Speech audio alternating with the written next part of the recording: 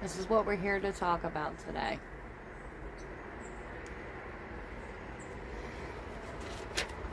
I'll wait and see if anybody comes in before I start rambling.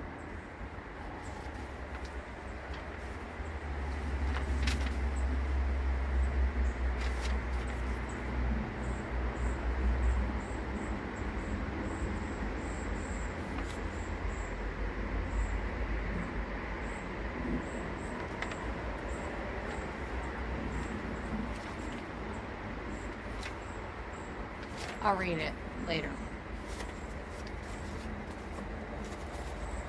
Good afternoon.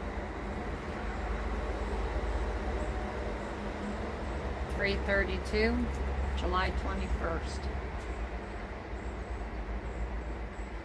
Hey, Monica.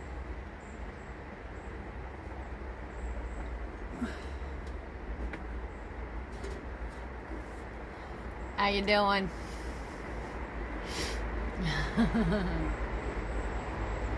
We wanted to do this for a while, but I figured, you know what? First day of summer. Though it feels like it's been summer for what?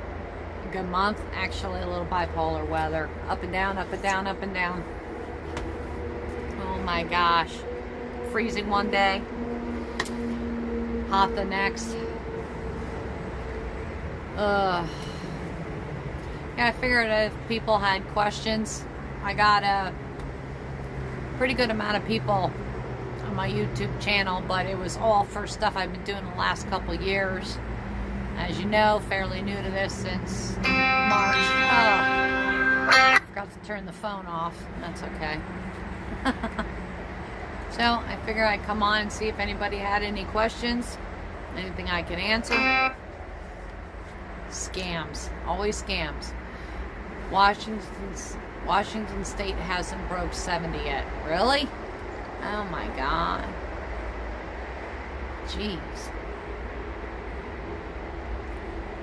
Well, it was weird because it was so hot when everybody was convoying up to, yeah, definitely convoying up to Buffalo. And they get right next to Canada and they're all freezing. So, yeah, north. Yeah, it's been very weird here. Very weird. I mean, not just New Jersey, I just think all over the place, you know? Got friends, family who live all over. They're like, oh, it's 90 today. The next day, they're like, it's 43 out. Next day is 80. It's like, what on earth is going on? I mean, I had my winter clothes. Hey, Amy. I had my winter clothes for long. I still have my whole closet full of winter clothes. Went into storage, pulled out the summer clothes, got them washed in baskets, and they're piled up on my floor. I don't know what to wear. One day I gotta wear a sweater. The next day I'm in a t-shirt. Next day I'm in shorts. Next day I'm in jeans and a jacket.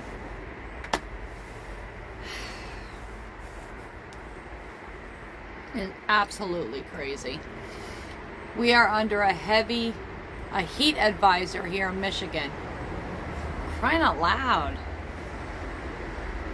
There's something wrong with the weather too. I know Stryker, she's been following it on the radar, and it'll show a crazy storm, like tornado, and then it speeds right over and there's absolutely nothing. Like, I don't get it. Like, we were under a tornado warning with hail, winds, everything.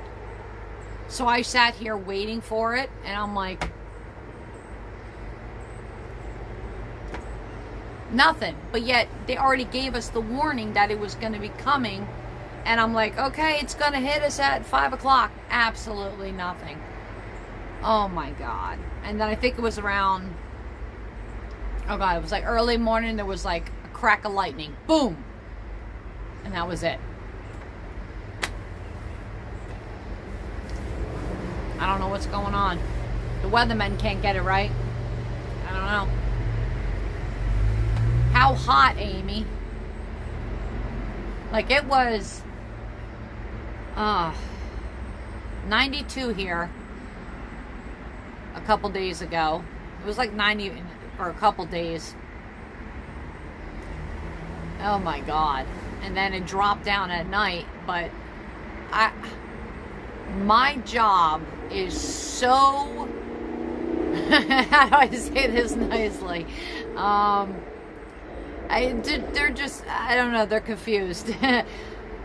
They turned the heat on in the summer and the AC on in the winter. Just picture that. So it's like last year example, it was 100 degrees outside, pouring down sweat. I come inside, it was hot in there. I go into our break room, big break room, kitchen area, whatever, and I swear they had the heat on, and I'm freaking out. I'm like dripping, covered in sweat. I'm like, this is not cool. So then, and then in wintertime, it was freezing outside. I came in, and it kind of felt okay through the store. I get into the break room, and they got the air conditioner blasting. I'm like, I don't understand. So several of us complained, and they said, "Oh, corporate, yeah." Basically the human resources woman, she had to call like the corporate number to get them to turn down our air conditioner or turn the heat on. Like there's no such thing as each store or this store can control their own temperature. It's just so stupid. It really is. And when they turn the AC on in our break room, it's like full blast. It's like you just walked into Antarctica. I mean, you're sitting here, you're shaking. You're like, wait a minute. None of it makes sense. It is 95 here in Michigan, but it feels like 91. Yeah. 68. Oh, 68. Let me check mine. Because I think I was at 68 here. We are at 68. I don't know if you can see that. 68 here in Jersey. It feels like 75 though. It's nice and warm. Come on. Come on. Where's the nail? Oh, we're trying to...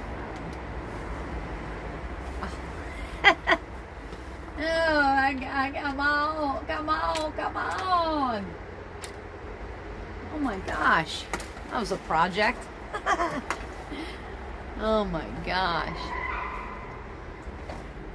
Yeah, sorry if you hear the background noise. There's a highway over there. Somebody just locked their brakes. We have a lot of deer, a lot of wildlife around here, so you name it. No wolves, coyotes, bears, black bears just walk around. I'm still waiting for one to come on my property. Walk down the street a few years back. Actually, one was spotted not too far. Am I pointing the right direction? Yeah, up that way. I'm like, oh, I'm waiting. But I know I had a bear one time because I got a bird feeder, a couple of them, but really high metal, the hooks. I know it wasn't a raccoon, but I come out, its bird feeder is tore apart on the ground. The hook is bent over, so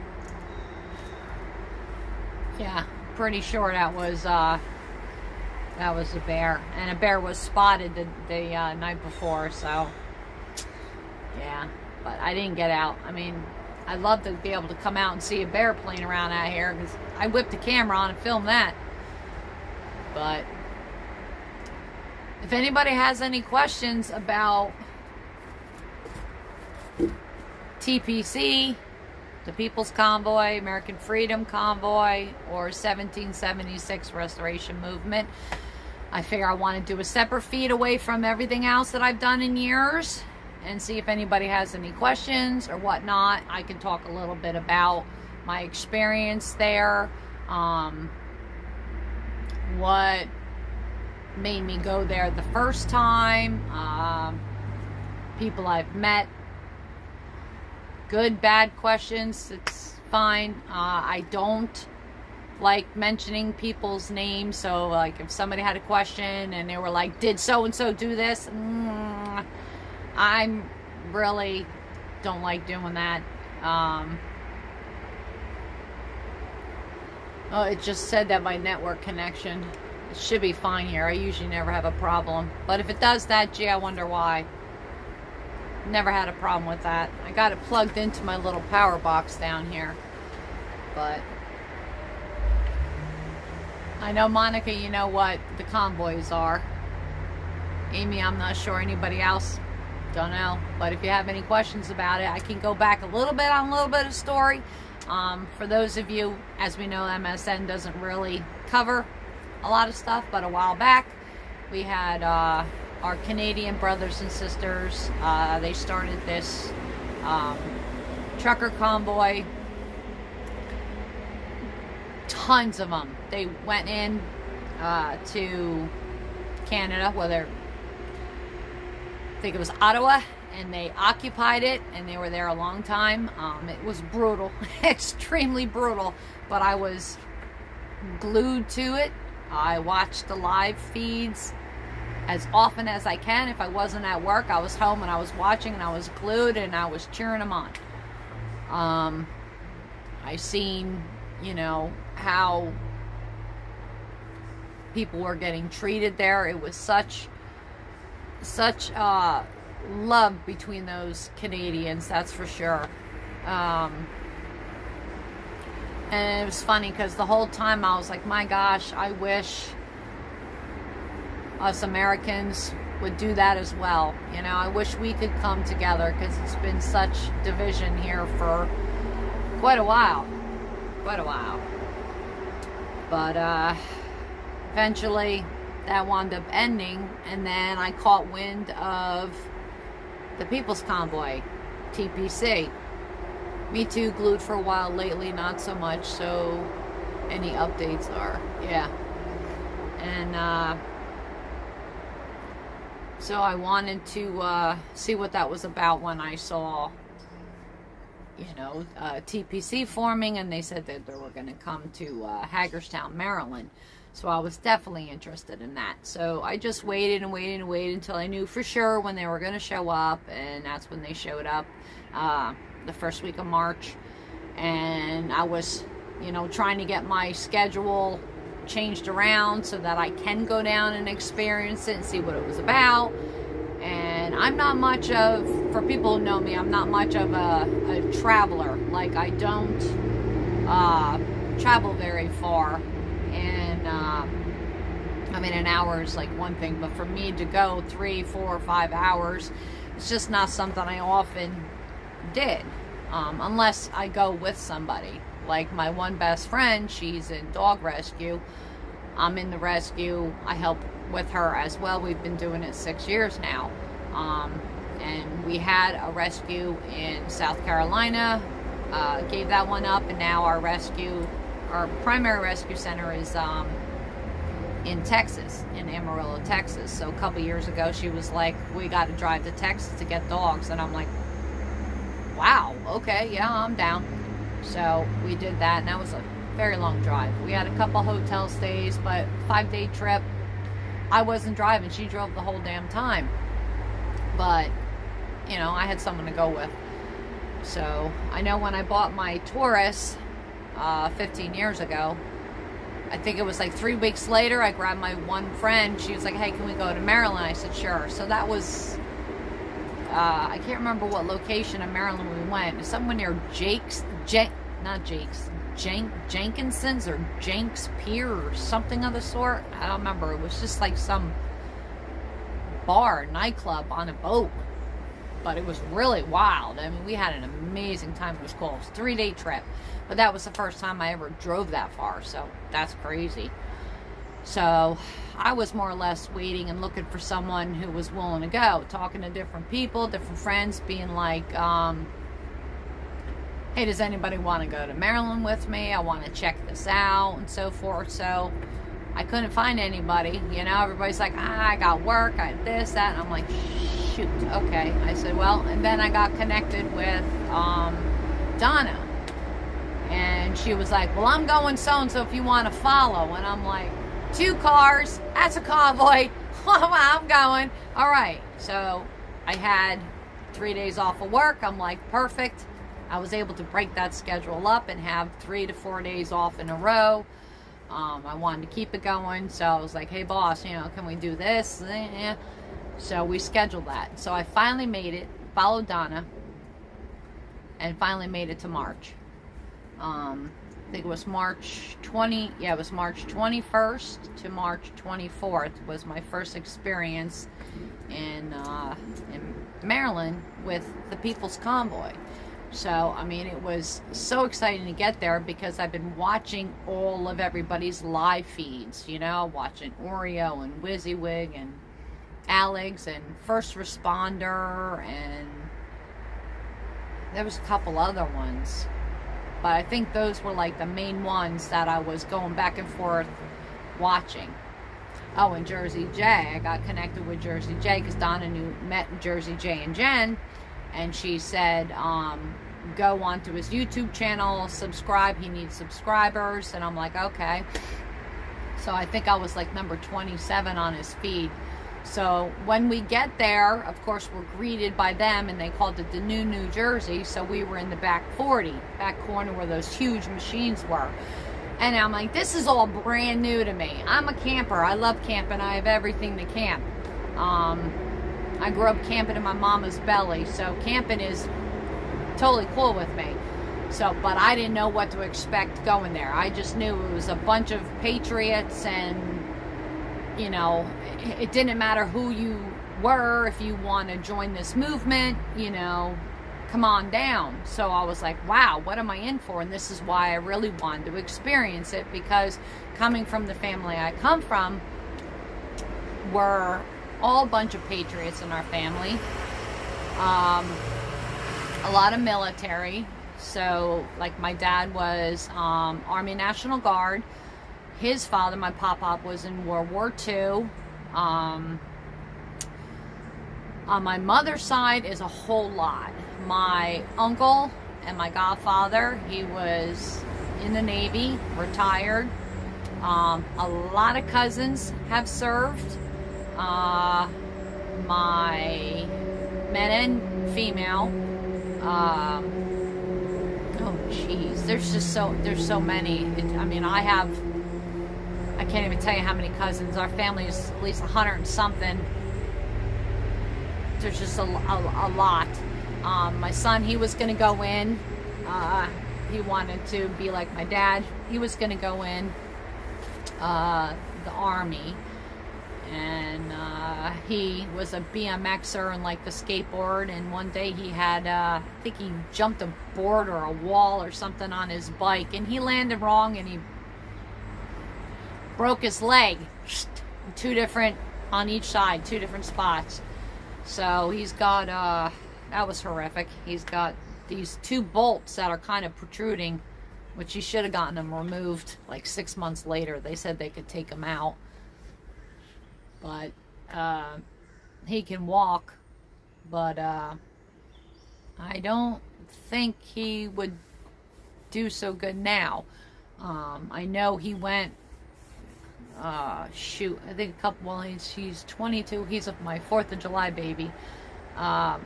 He went and, I don't know what you call it, drawing a blank here, enlisted, enrolled, checked it out, whatever. So basically, if he gets drafted, they will call him, yada, yada, yada. But he's going to have to go through all the physical stuff, the boot camp stuff. And I don't know if with his broken leg, even though it healed, but he's still got those bolts that you can see through his skin, you know, the screws, whatever. I don't know if they'll take him or not. But it's what he wanted. He was quite upset about that. So, but, so a little bit of the story with TPC. So I went there, but prior to me going there, I bought a new vehicle prior to learning about all of this, but I wanted one that was bigger than my Taurus. So it was going to be a truck or an SUV. So I went with the SUV, but I wanted something that could fit a whole lot of stuff in. I already kind of knew that the world was going to be crumbling.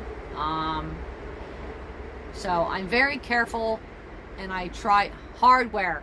Yes, he's got a lot of hardware. So do I. I'm going on my 9th surgery in July 20th. I have my foot operated on. So I'm going to have some more hardware. This sucks. I've loaded from here all the way down.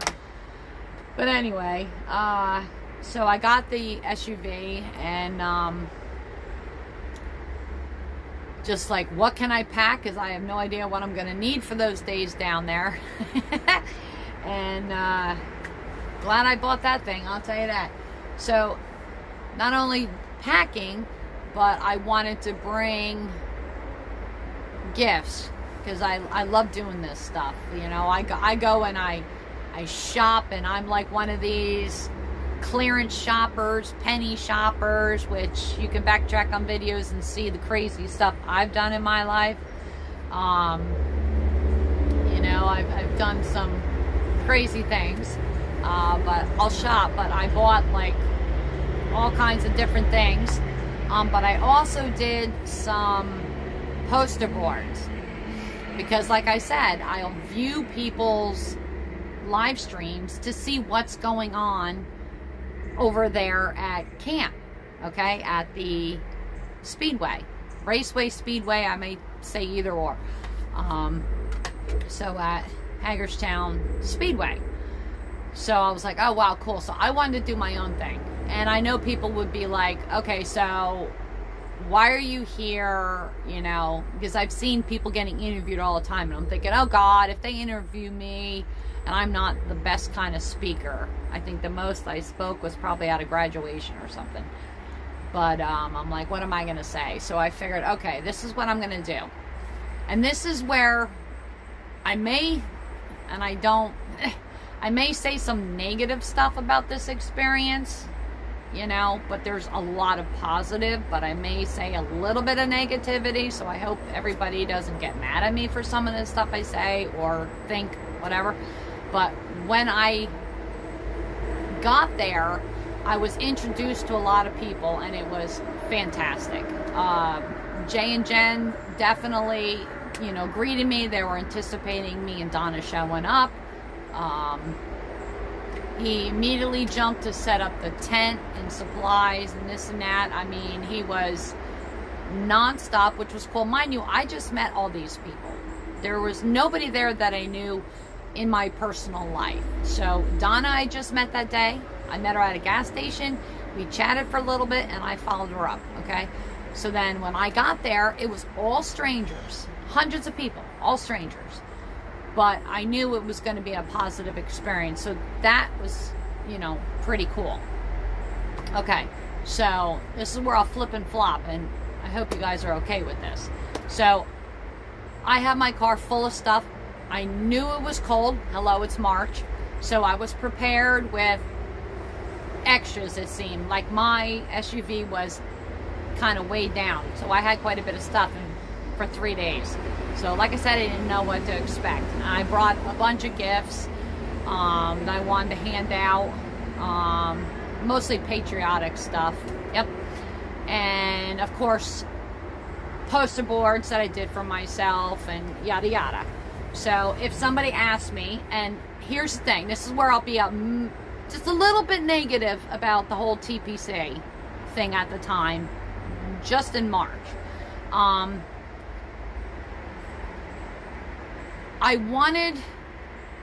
did want an interview, and I did get an interview on the last day in the morning. Me and Donna walked over, and that Alex Glaskov, I believe, or Glaskov, I'm butchering it. he was standing there and he did do a little interview, but not, I mean, it was fine. It's up on his page. He did interview me. I did talk a little bit because I'm a very shy talker. This I can kind of do better than that. But when I got there and got all my stuff set up, the tent, this and that, what I did was, the weather was back and forth. So I can't blame everything. But if somebody was going to interview me, one of the things that I wanted to say was why I was there. I'm all about freedom. I'm all about our Constitution, and we gotta get our constitutional rights back, because this whole the Emergencies Act, that's got to stop. The government just has Glasgow. Yes, that's it. Thank you. I'm like, I haven't watched him in a while. I don't even know where he is. But, yeah, he was the one who came up, and I butchered him when he asked me, so what was my name again? And I'm like, you from Rebel News? Because he was talking about it. Screwed it up, whatever. So anyway, I tried to meet everybody. I think probably one of the first people I met was Saznik, I think. Yeah. I mean, I know I wanted to meet him. Oh, and Trucker G. I finally met him, I think, the night before we left or something, but it wasn't a real introduction. It was kind of awkward, but whatever. So I basically had my idea of why I wanted to be there and so forth. So I have my cousin, okay, military. I kind of wanted to bring his story there. And I took time. I went and I pulled his pictures. I had pictures printed. I had my family's pictures printed. And I kind of had these big poster boards. And I wanted to kind of tell a short story, because I'm, this whole speech and whatnot. So I wanted to kind of talk about my cousin and give an idea why I was there, because everybody was, screaming and yelling, freedom. I would watch the night meetings or the morning meetings, etc. So in a way I had my story to tell, but it didn't, the days that I was there, it didn't seem like everything was, like I would get my chance to really talk. Me and Donna went to Walmart and I grabbed duct tape, and I said, you know what? I said, here's a way of maybe talking to some people. And what I did was I duct taped my poster boards, excuse me, to my car. So I had them hanging there. And this one vet, he come over, young guy, he come over with, I believe, his wife and someone else, and he was looking around my car, and he saw the poster boards, and he stopped, and he actually started talking to me and asking me questions about my cousin. And that was good. I was happy. Okay. I was happy that he made the effort to come and walk around. I also think too that is because we were set up in the far back, and this racetrack was pretty big. So there was people stationed all around there, and maybe not everybody was coming to the back 40, as they call it, to the New Jersey, as they called it, because some of the Jersey people actually camped there, and there was probably about 5 of us or whatever.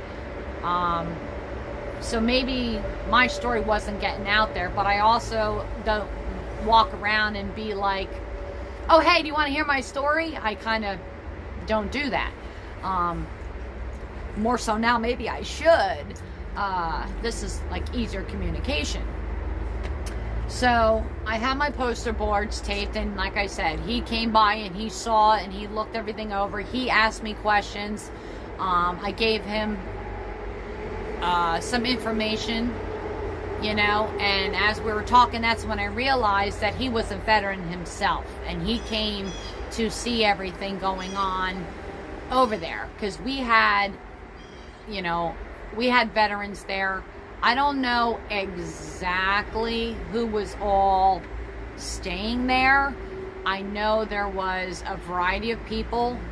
The one thing I noticed, and I remember them saying, is everybody's welcome. Everybody's welcome. It doesn't matter if you're from the left or the right, you know, male, female, gay, straight, whatever, you know, as everybody's calling everybody out. It didn't matter who you are. If you were about freedom and you want the mandates to end and the Emergencies Act to end, come on down, see what we're about, let's stand together, etc. So I expected to see all different types of people. So I did see quite a bit of people. But, I mean, I'll be honest, it just seemed more on the Republican conservative side. I don't even think a Democrat was there. At any time that I was there, going back and forth, I don't think I seen anybody there. You know, but everybody should have come in. I mean, I heard stories of the feds were there, they were undercover, you know, the 3-letter agencies, you know, I've heard story after story after story. I personally can't confirm none of that stuff. There was you know, I'm thinking back, there are a couple channels out there that it's all negative stuff. They report everything. They go on everybody's live streams and they snag videos, clips, etc. of everybody's video, and they just constantly put down all the convoys, whatever. I got wind of that early on. So, and then I would see comments being made or hear something, and then be like, oh really, is that going on? Well, let me be observant, because that's one thing I am when I go there, is I try to be observant. And if someone says so-and-so is bad, watch out for them, etc. I'll keep my eyes open, you know. I do usually, you know, unless you hurt me or do something to me, I'm not going to judge you right away, unless it's something that was of a disgusting nature and that was proven. Then I will keep my distance from you, such as PEDO, SA, etc. If I hear of criminal stuff like that, then I will step back, you know, especially if somebody pulls up, you know, a document, you know, proving that kind of stuff, I'll kind of step back from, because I don't want to associate with that. Okay, I got a family, I got kids, I got grandkids, so that don't fly with me. So,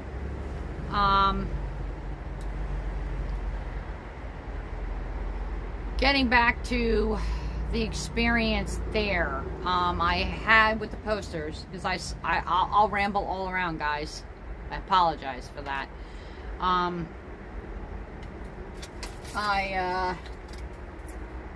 Like I said, I was talking to that gentleman and he saw my boards.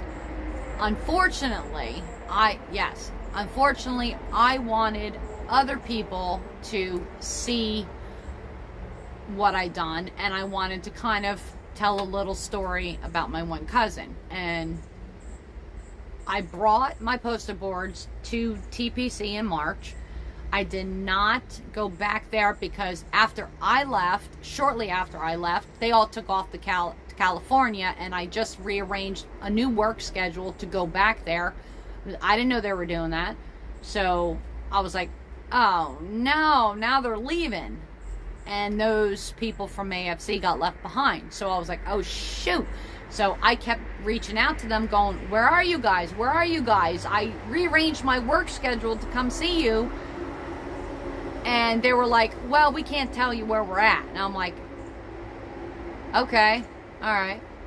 So I'm like, well, as soon as you know where I'm at, Right. As soon as you know where you're at or going to be, let me know, you know? So I would go back and forth being like, okay, are you at a campground? Listen, I'm willing to drive to the campground to hang out with you guys for a couple days, you know, yada, yada. That went back and forth. And then eventually Nicole got AFC property behind the pilot. And I said, cool, okay, I got my work schedule set. I'm going to go there. So then I eventually went there and got there May. And I brought, you know, what did I bake that time? Oh, I baked cookies and a couple different brownies, whatever, and brought them up. And I can't remember. I brought some bags of gifts or whatever. I got brand new towels and washcloths and hand towels, like bundle sets or something, whatever. So I gave them out. But it was nice to see everybody and get connected again. But at that time, I didn't bring my poster boards or anything like that. I was like, you know, I'm going to leave them home because, in a way, like I was saying about the TPC, I was kind of disappointed that I couldn't, like, tell my cousin's story. And one of the big things was I kind of wanted to tell my cousin's story, and that was one of the main reasons why I took the time to go and print up all the photos, make the poster boards, express why I wanted to go. Because, you know, they say if you have a story to tell, come on down, we want to hear you.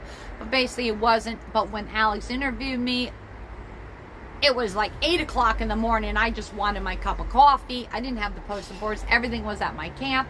And I was like, feeling like that. Like, oh my God, am I up this early? So, because I work nights. So, I wasn't totally prepared for that.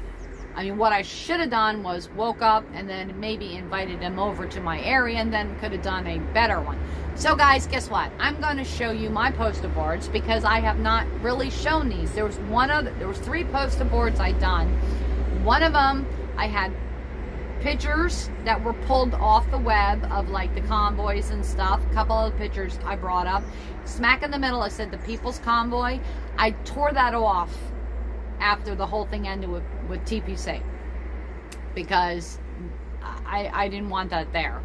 Even though the whole thing, my plan was that big poster board, it had a picture in each corner, and then I said, please sign it. I was going to get it framed, and it was going to become a part of my history, okay, my experience there. I had that also taped. Donna signed it, and then this one guy who was in our area, Bobby something, he had signed it. So I had only 2 signatures, but I didn't get a chance. I wanted to bring it, like, what I should have done was brought it to the stage, taped it there, and let everybody come around and sign it. Then I was going to frame that huge poster board, sealed in glass, and it was going to be, like I said, a part of my history. So I'm going to have to pull the camera back a little because I want to show you guys one of the main reasons why, hopefully that's good, why I went to TPC to begin with was to say why I am fighting for this country and why I believed in the movement and this and that. So it's a large poster board, okay? So this here,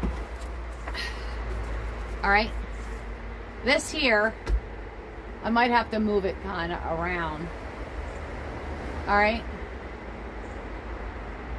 And then I got to kind of, I'm going to go up, so I'm going to be hiding. All right.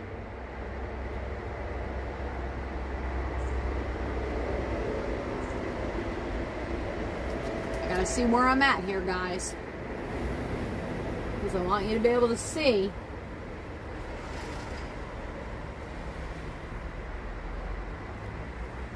So hopefully you saw that. So basically, this guy right here, okay, this is my cousin. And I have a little story about him. He fought for our country. He had hopes and dreams. Two kids. I'll give you a little bit. You'll see I put America's Heroes. Remember what we're fighting for. Hold the line. This is in memory of. War is never good. Freedom fighter. And freedom isn't free. Okay? So I have a little note on the back for people who were looking while we were down there. But this is my beloved cousin, Staff Sergeant Thomas Johnson. He was active in the U.S. Army, senior rated jump master, loved everything airborne. He was a true patriot. He was a Trump supporter, okay? He completed 1 tour in Afghanistan and 2 additional tours to the Middle East. His duty stations included Germany, Fort Bragg, JBER Alaska, and Fort Drum. He loved history and was working on a degree in military history. He loved his Tennessee Titans, Harry Potter, Legos, and his boat. He had a son named Landon Maverick, and his daughter's name is Scarlet Liberty. So I want you to look at this guy right here. Okay? So he fought, but he developed PTSD, had his demons, and I became part of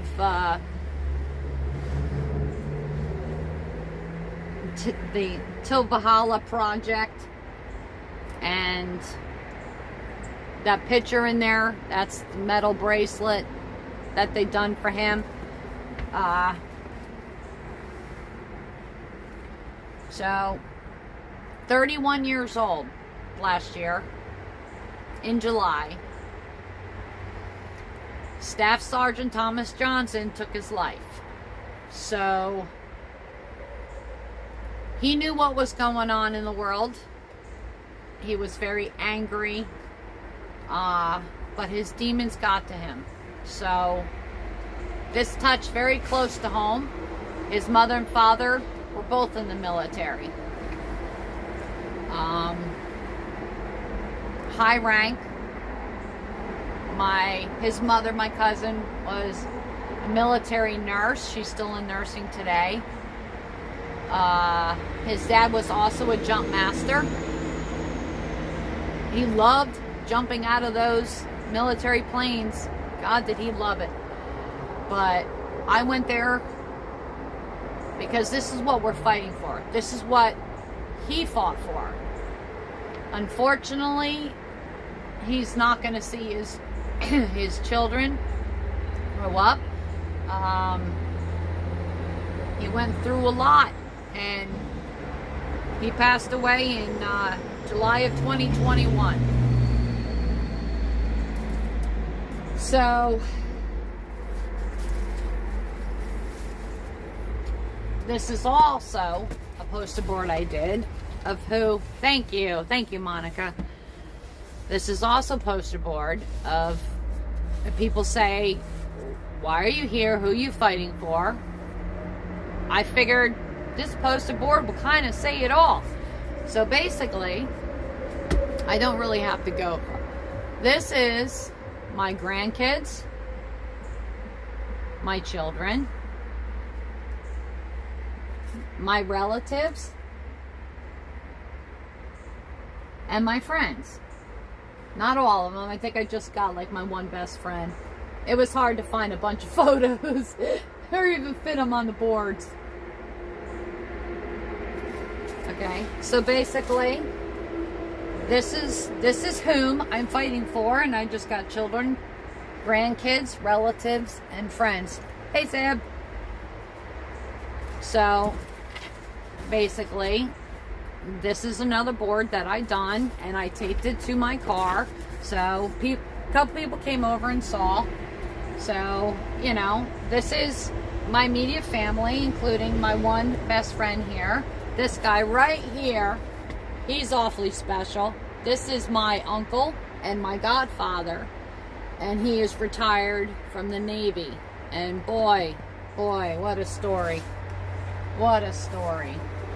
But so those are the two poster boards I had, and I didn't get a chance to really say all that. The one vet, like I said, did come over. And let me move this up a little here, guys. So I'm not so far back I can read your comments. My deepest sympathy to you, Tammy, in the death of your cousin. Keep strong, carry on. Thank you, Mrs. T. Hey, Priscilla. How you doing, girl? Glad you come back. Yes, I appreciate that. Thank you. Very special guy. He was stationed in upstate New York and passed away there. They flew his body to Nashville, Tennessee, where his parents live, and he's buried there in their military cemetery. And it was crazy because there was a woman who, she told a story and she was filming. Darn bug. Very weird how this all played out, to be honest with you. So when their plane landed in Nashville, the pilot came on and said, please everybody remain in your seats, for we have a fallen soldier on board.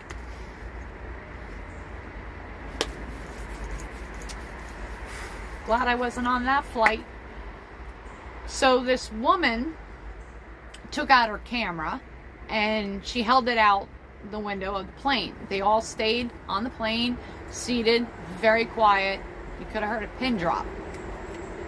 And she filmed my cousin's casket coming out. And she filmed my family and his children going over to the casket. And that is what you see here. These are the pictures of when he was coming out the plane. And this is why I put them on the board. Because what people have to realize is all the people who fought for this country and the ones that pass away, whether it's in war or from the effects of a war, this is how they return home to their families. So this is why I included these photos of my cousin coming off, draped in our American flag. This is what we're fighting for. So this is why it was important for me to share that when I went there. Unfortunately, it didn't get shared the way I wanted it to. So, my fault for giving up on trying to share my story. Because I kind of like, well, okay, you know, I was in the back corner. If I would have had the balls, let's say, to actually bring it to, mind you, I'm new, I don't know these people. Bring it to Brian or Mike or whoever at the time, and talk to them.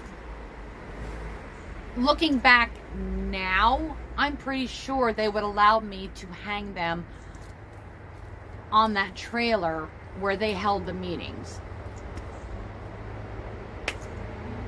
I just didn't know, didn't think of it until it was too late, till I was like driving home. So I didn't bring it to AFC either. I haven't brought them back, but they've stayed intact there. The board, I tore off the picture where it said the People's Convoy. I wanted to replace it with something else. I just haven't found it. And I was going to bring the board, even though it had 2 signatures on it, I was going to bring it back and still see if I can get everybody to sign it, because everything going on, regardless, it's still a part of history with everybody out there, no matter what camps they're at, whatever convoy or movement they're in, it's still going on and it's still going to be a part of history. And I got to stop being so stubborn and like shy and whatnot in that aspect, to go just, you know, kind of like grab it by the balls, go do it. So I should have done it. Now here's the thing. I went a couple times to AFC camp and I stayed there. And I could have brought it, could have had everybody sign it. But the last time I was there, in June, I had stayed 4 days previously, came back, stayed another 4 days. I was going to come back again, but then that night, Nicole announced that AFC was coming to an end on that property. So I was like, oh, and I remember on a live feed, I joked and said, hey, did anybody want me to bring back some baked goods? And they were like, oh yeah, we want cake. And I'm like, cool, all right, I'll bake you some cake. So I did bake a couple cakes, and I did make cornbread and brought that, which was good because it went good with the dinner we had that night.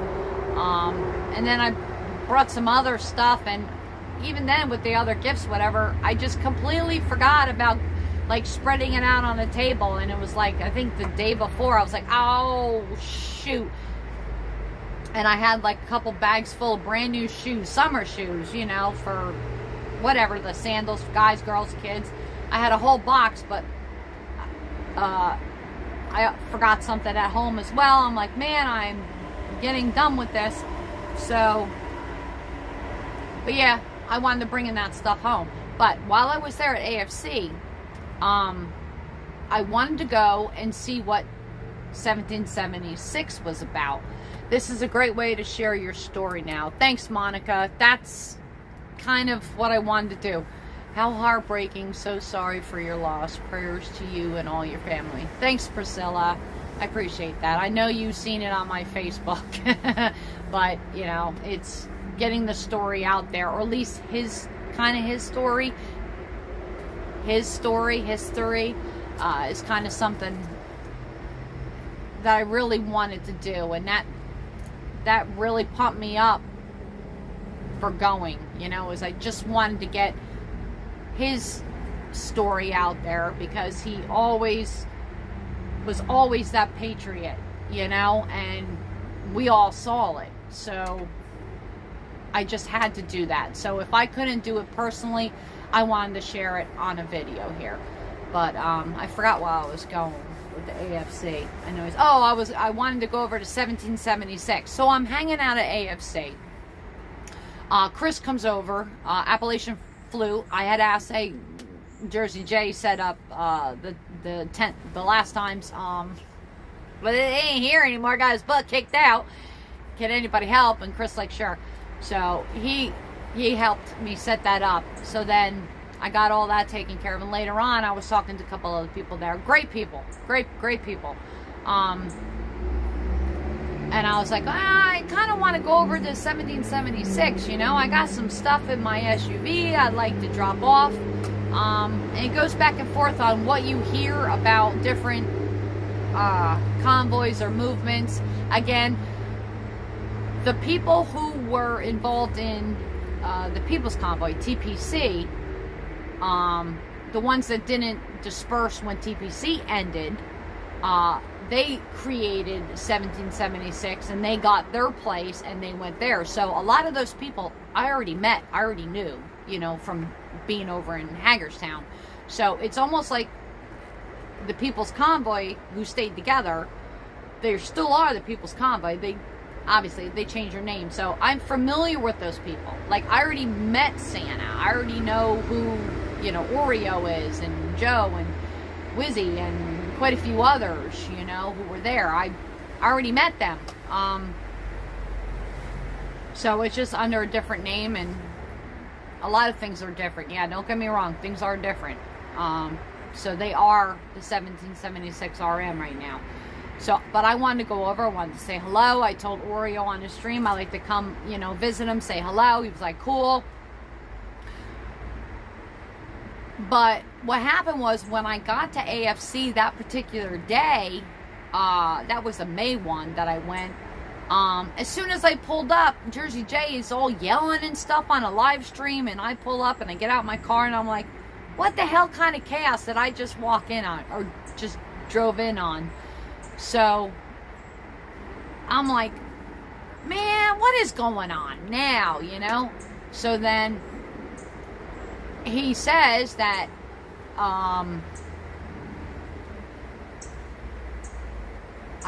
if I slip up and say Hagedorn, I'm sorry, because I got Hagedorn and Hagerstown. I get it confused a lot. Over at the Speedway, this is before where 1776 was, okay? Mind you, these guys had just got back from California, and they were only at Hagerstown Speedway for a couple days. So I showed up in May, met those guys at AFC, okay? And then we were going to go back to TPC. So this is before 1776 came. But then when I show up, I'm hearing none of us are welcome. So chaos was kind of flying. And I'm like, I don't understand, okay? I don't live at these campsites. Like, I consider myself a supporter, a visitor. I travel up when I can. You know, if any help is needed, I'll help you. We went on a convoy. You know, the convoy that we went in March, a couple of us went in Donna's truck and we walked around. We did our whole thing, but we all convoyed in and we dispersed and went around DC and walked around. I'm the idiot who was all excited because I'm looking right at the Capitol. I was right by the wading pool there. And, oh God, I'm taking pictures of Donna and Mike. And all of a sudden I saw one of the TPC trucks. And it was I think it was the blue pickup truck that had these big air horns on the top of it, flying flags. And it stopped right in front of the Capitol. And I'm like, oh my God, that's a picture. So here I am trying to get it, and then the truck moves. So I'm like trying to follow through the bushes at a distance. I'm not directly in front of the Capitol. But I caught the truck on the corner. So I went to turn and take a picture. Down I went. I fell down the darn stairs. Face plant. I was like, no. But I came down on my bad kneecap, my other knee. Oh my God. I just like threw the phone, threw my purse, and I went right down, crack. Oh my God, so much pain. Okay, so somebody laughed. I'm not sure who that was. I don't know if that was Donna or Michael laughed. Somebody laughed, and then they're like, oh my God, are you okay? Then they come over, but I couldn't move. I couldn't move. I'm like, no, I'm not okay. It was pouring rain, so I'm all wet. But I'm like, okay, now somebody help me. So I threw my purse under my rear end. I sat down right on my purse in the rain. It didn't matter. And I just had to sit there for a few. Then I'm like, you know what? I got to get up. I got to walk. I got to walk this off. And I just, mind you, I'm full of metal from 8 previous surgeries. So I'm walking real slow. At that point, we're like, we got to go home. Or we got to go back to camp. So, yeah, that was crazy. I probably went squirrel again. That's why sometimes I go squirrel. But DC was pretty cool, so we did do that. Shoot. Okay, so I get to AFC. Chaos breaking loose over there. Jersey J is all pissed off. I'm like, what's going on? Then I hear, you know what? I know you guys know I smoke. Those of you who don't, sorry, but I gotta have a smoke. So Chaos. And I'm like, okay, what do you want to do? What do you want to do? I said, you know what? I don't, like, live here or whatever. I'm a supporter. I'm supporting all of this. I wanted to come back and see everybody. And there was a rumor going around that we weren't allowed there. So Jay's like, you know, I'm going there. Do you want to follow? And I'm like, sure, I'll follow. So I followed Jay and Jen. We went right there. We went to the camp, and we heard that they had it blocked off because they didn't want any of us coming in. So there's a restaurant right there, right before you pull into the Speedway. So we pulled into there, and then we walked down. Sure enough, it was blocked. The streets were blocked there, and I'm going, well, that's kind of silly. You don't really have to block, you know, the entrances there. You could just have a couple people, you know, standing out there if that's the case, you know. So Jay walked up, and I mean, he's got it all on film, guys. You can see it all over. I think Wizzy's got it, because I remember seeing me and it was recorded. So Wizzy's got some, and Jay's got it, whatever. So there is a video of that when we approached up. So, but you know, I asked Santa. I said, Santa, I don't understand. I said, I've been here before. I support it. I just drove, you know, 4 hours. Sometimes it takes a little while. But I just drove 4 hours from Jersey to come up and see all of you, and you know, why do we hear we can't come in? And the other guy, I'm not sure who he was, he said, have you ever heard of the telephone game? And I'm like, sure. He goes, well, that's what it's like. So nobody denied or confessed that we weren't allowed in. So yes, the crazy happened quick. So glad you got to DC. Yeah, I'm glad. I was DC a couple times before, but not like that, you know. I was actually in the White House, 6th grade trip. That was wild. That was pretty cool. But yeah. So, but we all just stood out on the road right there and just chit-chatted, whatever. And then, you know, we left. And then when we got back, we heard that Jay and Jen, I think it was just Jay and Jen were not allowed back in there, but like we were allowed to go. But it kind of made things a little awkward, you know what I mean? Because these were the people I hung out with for several days, and I felt bad. I'm like, why did they get kicked out? Okay, whatever. And then of course more stories came. So I was like, you know what? It's fine. I'm gonna hang out with AFC. You know, that's where my camp is. You know, because they invited me back over there, so I'll hang out there. And then we never made it in, because even later the story's like, if you are over at AFC or support AFC, you can't come. So we heard back and forth. I'm like, you know what? Don't even worry about it. We'll just stay here and hang out. So I did. I was there for 3-4 days, and we hung out. I don't recall we did a lot. We had, of course, rain, because my gosh, the weather is mad over there as well. Sunny one day, pouring down the next, storms, tornado warning. It's always something, I swear, always something. So, but and Soup Mama, she leaves for a couple days at a time, whatever, so didn't get to spend a whole lot of time with her. But we had a good time. It was nice, you know. Then it was time for me to go home, so of course, you know, I pack all my stuff up and I go home. But you know, right before that, the night before, there was crazy stuff going on at TPC.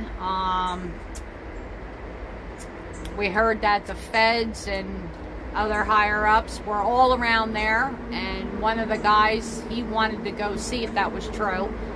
So he drove down there, and he saw them all over. And he was like, he come back to camp, and he told us undercovers are all over there.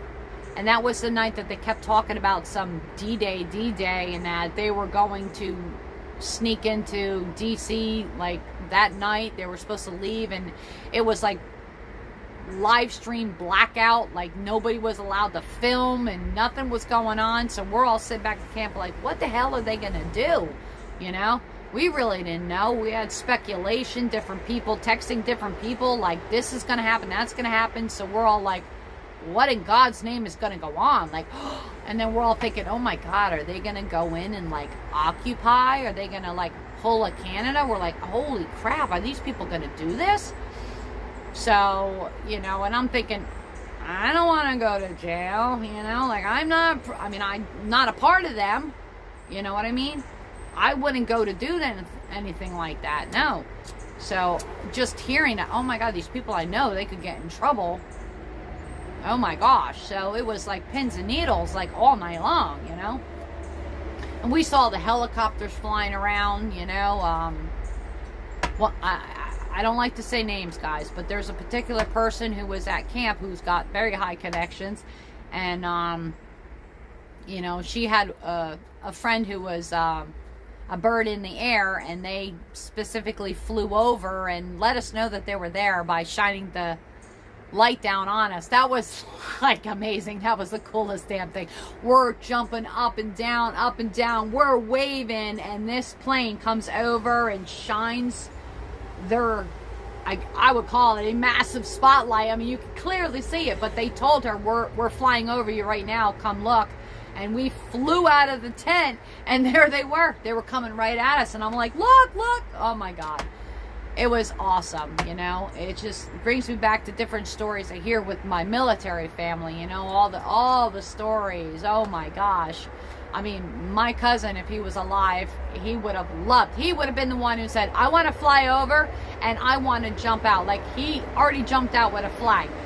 He would have been the one to go, okay, I have to do this. I'm going to fly over the speedway, and I'm going to jump, because he was a jump master. I'm going to jump out with a huge flag, which actually happened, and fly down into the speedway. That's my cousin. He would have so wanted to do. They probably would have jumped out and landed right down where we were if he was still alive, and, you know, he knew I was down there and knew what we were doing for our country, you know. So, yeah, that was awesome. So then I left the next day, and I'm leaving, and I knew there was still craziness going on from TPC, right? So I go and I leave. Oh my God. And of course I had live streams going on as I'm driving, because it's a long drive, okay? I'm driving home shortly after. All hell breaks loose. All of a sudden, you got, I don't know what I can say on it. You guys know what I'm talking about with the whole, yeah, that was a very long night. When everybody filmed, the organizers, lead organizers, you know, I'm trying to think how many there were. There was, I think Oriole was on it, Wizzy was on it. Like, I'll say the live streamers' names, but not like, you know, Alex was on it. But there were several live streamers who were filming this, and I'm trying to drive, and I'm shaking, just shaking, and I'm hearing them saying they stole this. That was the first time I found out they used donation money for, like, that RV. They call it a bus. Dude, I call it a big-ass RV. I would have loved to have something like that. My grandparents had some old school, not as pretty. They would drive back and forth, you know, Florida, Jersey, Florida, with that big thing. I didn't know they were using the money on that. Like, I was clueless to a lot of this stuff. But all hell breaking loose. That whole entire drive was absolutely mad, because I'm going different stream, just watching this go down on, you know, live feeds. I think I was probably on Wizzy's, and then if I was able, I had to pull over a couple times because I was a wreck. That's how bad it was. I'm driving, I'm like, you know what, I gotta pull over. So I pulled off the road, and those highways, oh no, pretty dangerous. I had to pull over to kind of regroup myself because of what was going on, what was all being said. And I'm thinking, oh my God, what are these people gonna do, you know? And they're like, then the cops show up, and there's cops everywhere, and I'm going, holy, like, that was intense. And I'm thinking, this doesn't look good for this movement. It was pure nuts, Monica. Oh my God. And I'm thinking, you know what? I wanted to call out of work and stay. At the same time, I'm glad I didn't, because I really needed to go to work. My weekends are kind of mandatory. But it was just chaos. I honest God, I couldn't drive. It was so nuts that I pulled over several times. And then I'm driving home, and I see these road signs, and it says exit 60 closed. You have to get off before. Mind you, I'm following my damn navigator, who damn thing needs to get updated or something, because it wasn't telling me where to go in detours or nothing. All I had to do was turn on my Google Maps on my cell phone, which would have brought me to the detour. So I'm cruising up, and I kept going, and I kept going. We're going in 20-mile traffic. Holy crap. Mind you, I left at 2 o'clock. I finally get to 60, and I'm like, I don't know where I'm going. I got to veer off. So I took an exit. Okay, guess what? I got lost. I didn't know where the hell I was. I pulled off somewhere. I had to go to the bathroom so bad I was ready to pee myself. I finally found something. I went to the bathroom. I'm like, you know what? I got to eat something. I should have been home already. I get in my car, and I'm like, breathe, woman, breathe. Let me light this damn thing. I turn on my Google Maps, and I'm sitting here putting in my father's address. He's been gone 10 years, but my stepmom lives there, so I put in his address. I'm like trying to think, where am I? I saw I was in like Quakertown, Pennsylvania, and I'm like, oh, okay, my brother lives up this way, so I'm typing in different addresses, just trying to get the hell home. I finally got home. What a journey that was, but I took all these back roads, whatever, but I wound up using my cell phone, the Google Maps. Thank you, Google Maps, because that actually got me home. I got home 7:30 at night. A little longer than my 3.5 hour normal trip. Yeah, so left at 2, got home at 7:30. Yeah. So, but I was like glued to everybody's stations going, so what's the outcome? What's the outcome? You know, and it was mad, you know, and story after story after story going on, and that's the way it's been. So that's done. 1776, wound up going somewhere. Those people stayed together. Other people went home. This person went home. That person went home. Whatever, and it's still going on. So, but I haven't been to 1776 camp. I like to call them camps because that's, you know, the parking lot. I don't want to say it. No, they're camps. They're camps. Camp where people go and camp out and hang out. I like to call them camps. So, I haven't been there, and I wanted to go. I wanted to go the last time I was there. You know, not May because they weren't created yet. So June, I was just there a couple weeks ago. I went a couple times in a row. So anyway, I wanted to go. I had presents, gifts, whatever I wanted to give them, especially for kids. I had all these toys. Nobody wanted to go. Hi, Sherry. How you doing? So nobody wanted to go. So I'm like, well, why? So a couple people like, I don't like so-and-so. I don't like this person. Unsettling. And I'm thinking, okay. So again, unless you do something to me, I'm not going to, you know, judge you unless you do something to me. That's pretty much kind of the way it's been. Unless I know for a fact, see the proof, whatever, that you're a convicted person. I don't care about criminal. I don't care if you, you know, trying to think of whatever. I don't care if you bounced a check. I don't care if you got busted for drugs or drinking.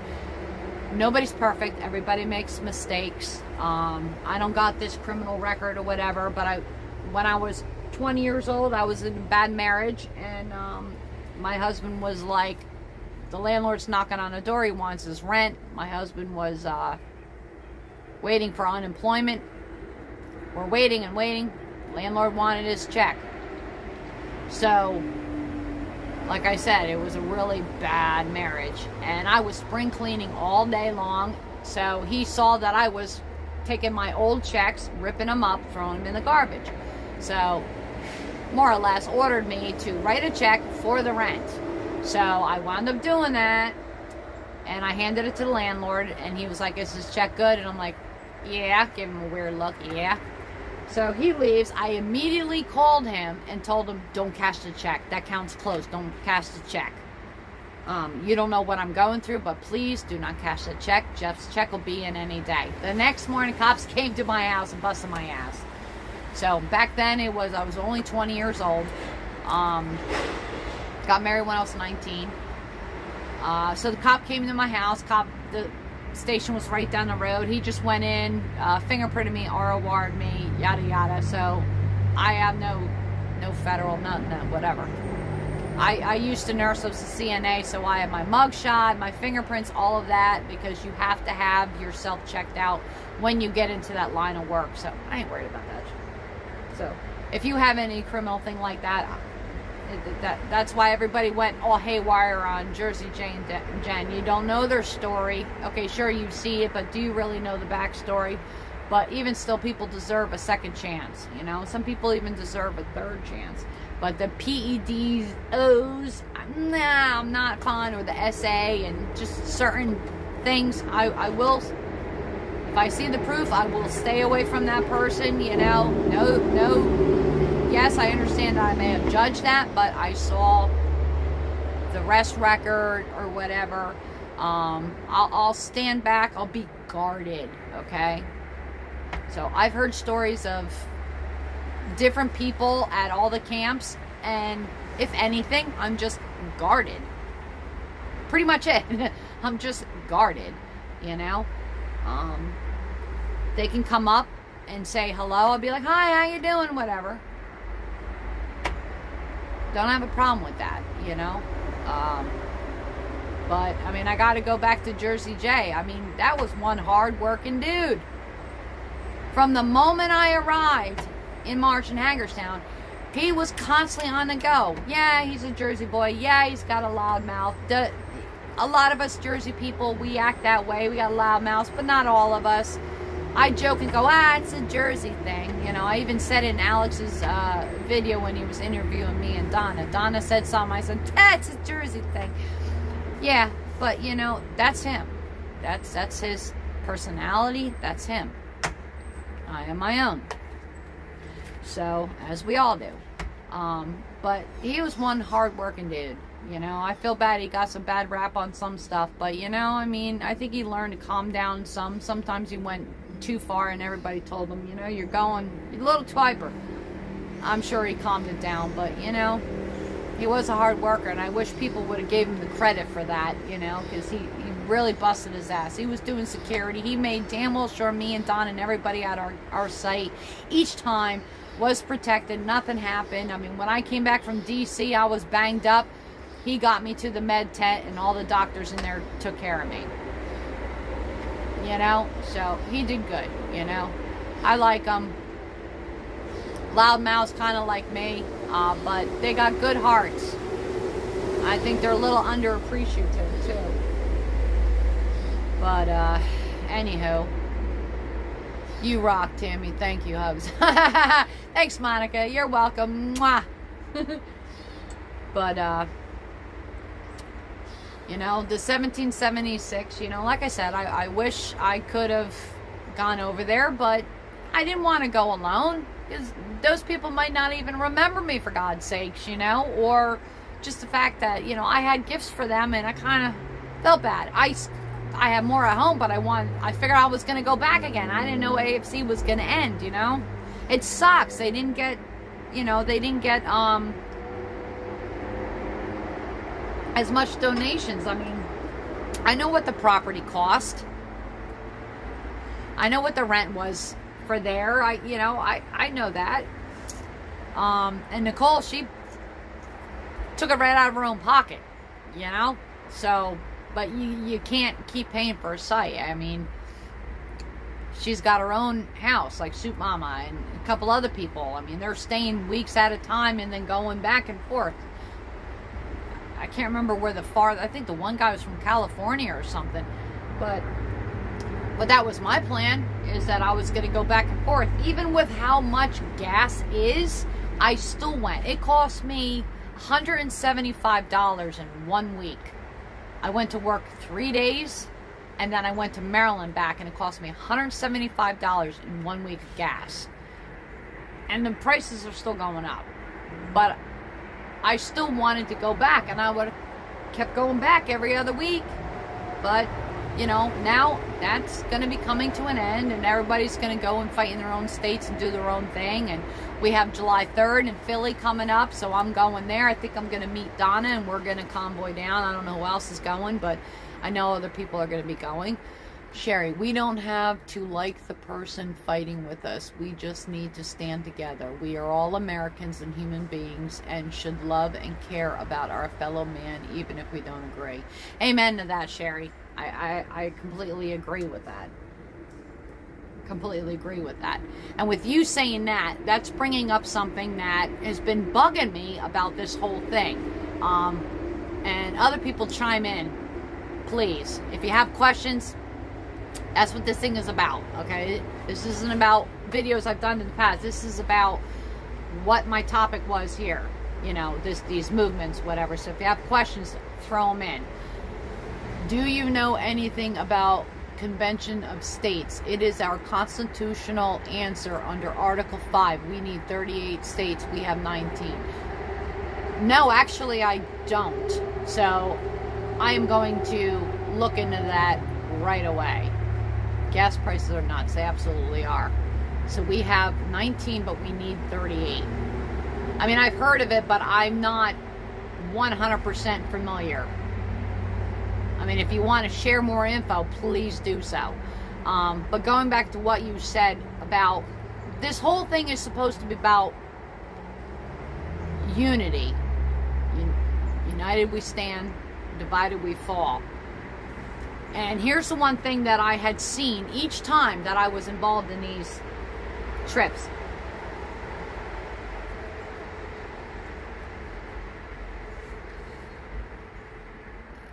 I gotta say, majority, if not all, the people involved are all Republican conservatives. I haven't met one Democrat or liberal, independent, libertarian, whatever you want to call it there. It does seem, the very first day showing up, it was FJB all over, Trump all over, which, totally cool with that. I mean, everybody knows who I'm for. I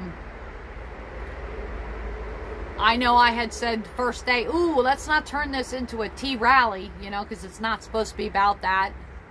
So I remember, but it is about freedom. So I was totally cool with them flying it, just as long as it didn't turn that way, you know what I'm saying?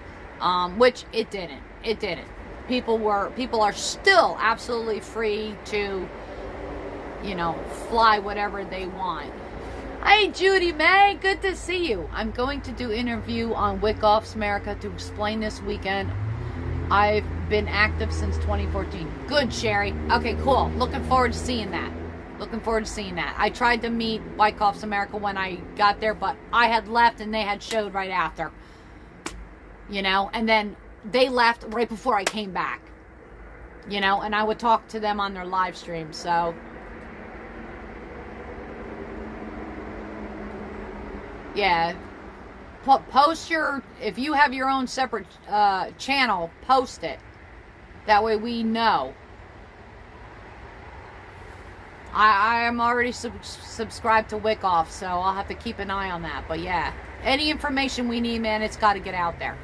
But yeah, oh yeah, okay, I like lost track of what I was doing. So, or saying. I know a lot of you guys are watching those 3 negative channels. I don't want to say their names because I really don't want to give them a lot of publicity. Okay? But there are some channels out there that post a lot of the negative crap. You know what I'm talking about.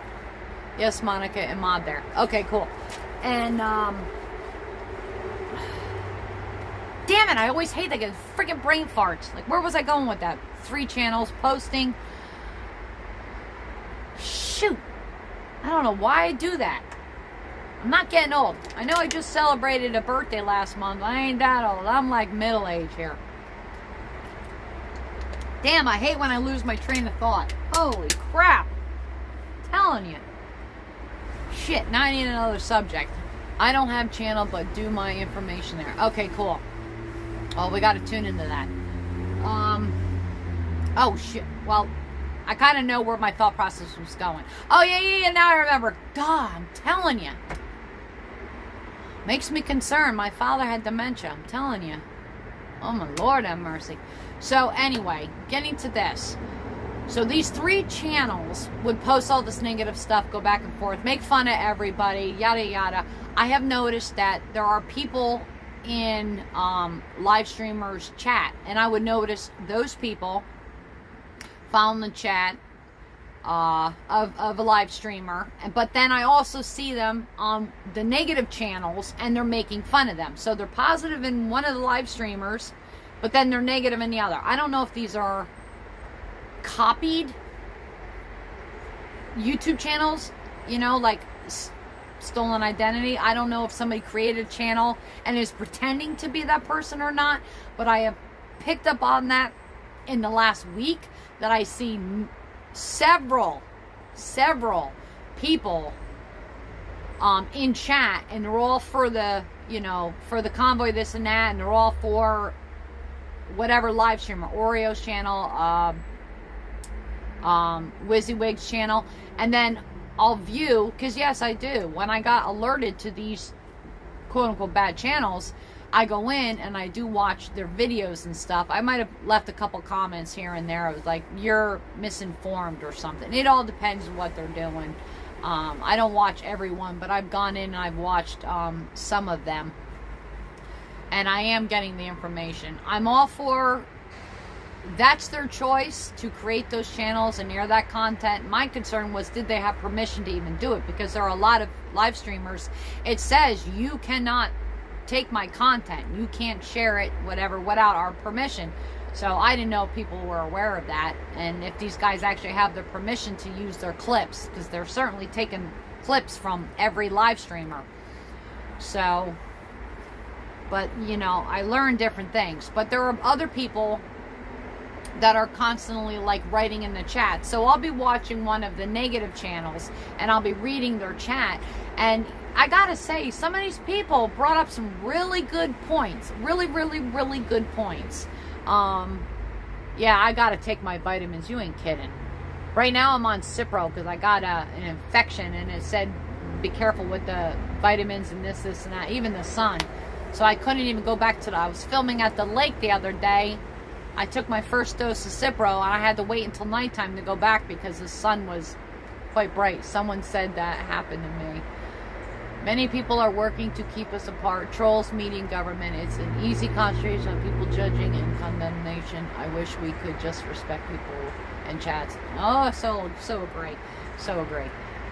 Yeah, trolls, this and that. I mean, I see it back and forth. It's hard because I am for freedom. So, and freedom involves freedom of speech. So if somebody has something negative to say,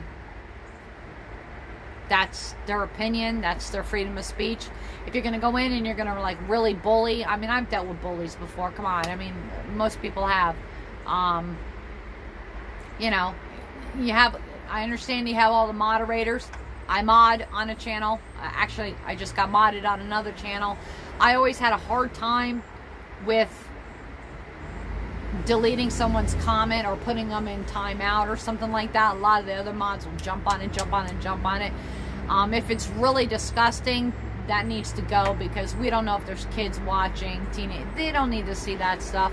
You know, I back out. I try not to delete everything I see. I mean, I've never done that. I've deleted a couple comments because they were pretty gross. But the other mods, they're quick to jump on those and stuff like that. Some of the questions that a lot of these people have, and it seems that they're more on the liberal Democrat side, that come into these three particular negative channels.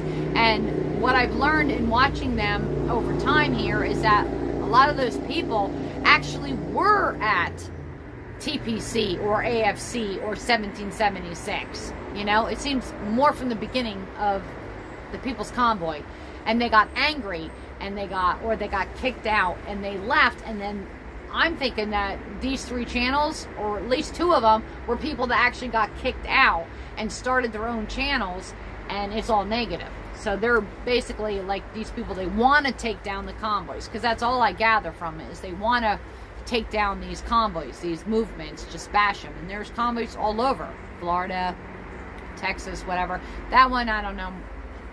That whole Samuel thing, I don't even want to get wrapped in that one, because I didn't even know who the hell they were talking about. I got caught up recently, but whatever. But I'm talking about the three that I've been around. So, but some of the questions, hi Squirrel, look Squirrel, you can't see him, but he just came to my deck. They had some legit questions, and I have personally, okay, let's go back one sec before I say what I'm going to say here. okay? Before I read that, because I'm going to lose my whole train of thought. I'm a Christian woman.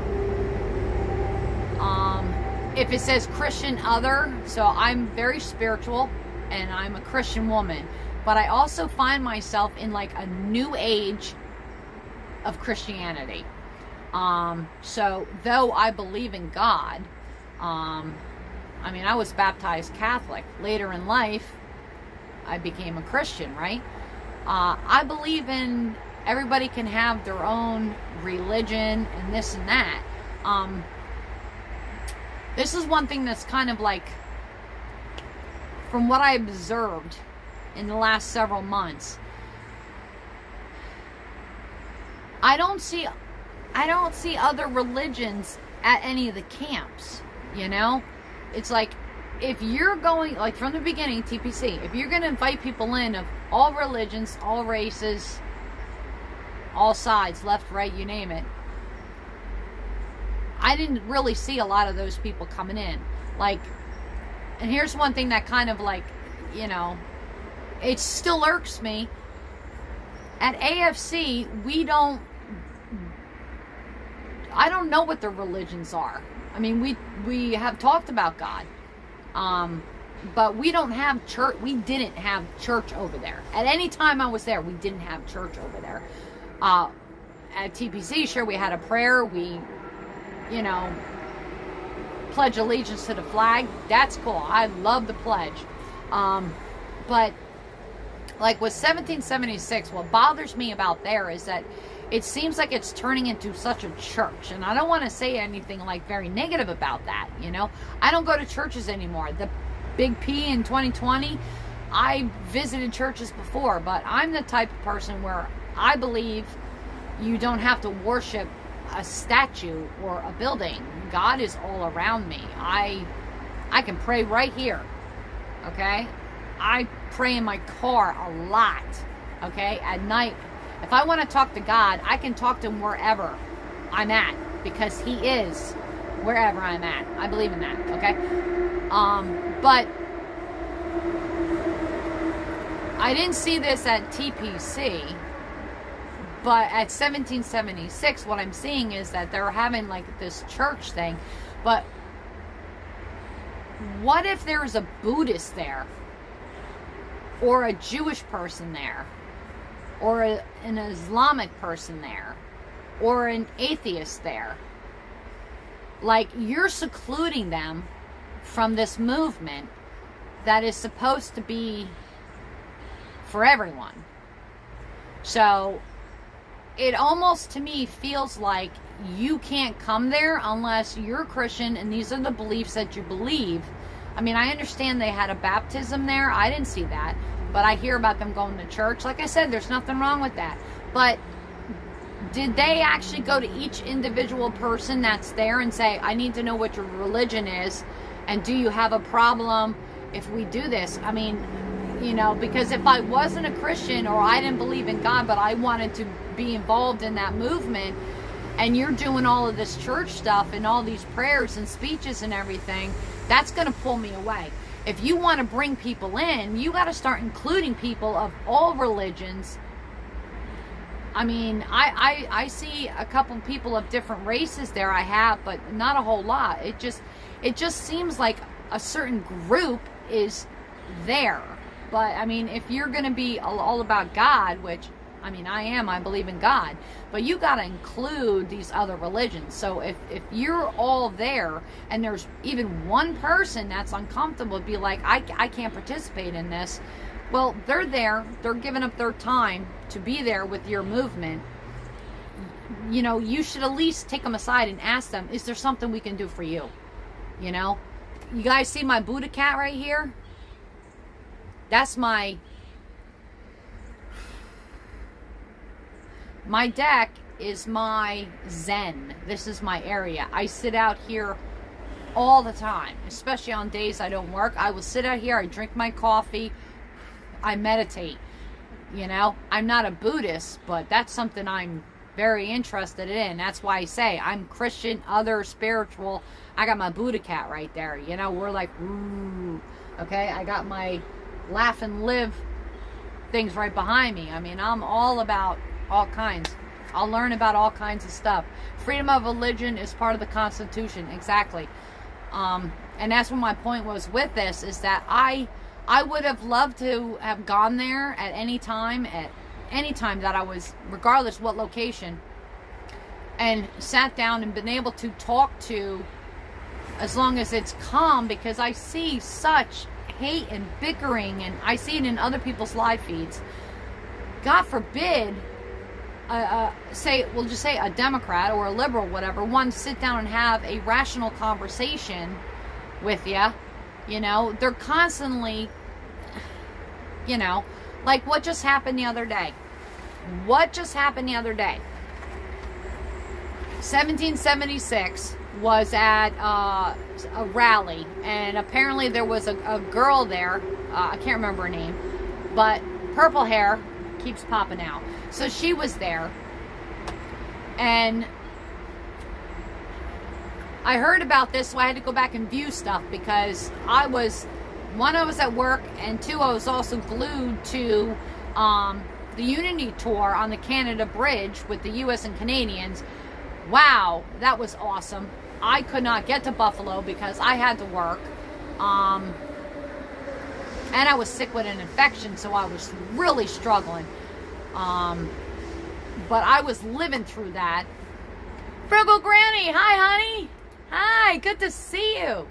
But that was, oh my God. As soon as they walked up to the Canadians, I bawled. So I was glued to that. So then after the fact, day or so later, I heard about 1776, and I replayed WYSIWYGs, who had it on there. So I saw what was going down there. Apparently there was some people in a white van sitting in the parking lot. You know, and then Wizzy showed some stuff. Telescope was there, which I remember he was invited to, I guess, 1776, and I think Wickoffs did an interview with him. I'm not very familiar with this guy, but I've seen his channel name, and he's always in the bad channels and making fun of everybody. But but that's somebody who has a different point of view, okay? Coming in and talking. That's what you need. You need to talk to other people, okay? We pretty much know how us conservatives think, or Republicans think, or whatever, but they need to bring in more people. I mean, I think all the politicians that they wound up bringing in I think they were all Republicans. I don't know if they got any Democrat speakers. I really don't know. But all I'm saying is that I think 1776, since AFC is dispersing the end of this month, I think 1776, they need to, focus on, if you're going to preach freedom of speech and all this other stuff, I think they need to try to pump that up a little bit more. And if you're going to talk about unity, I think you got to do that as well. That purple hair girl, she was just standing around. I don't know the deal with what was going on with that band.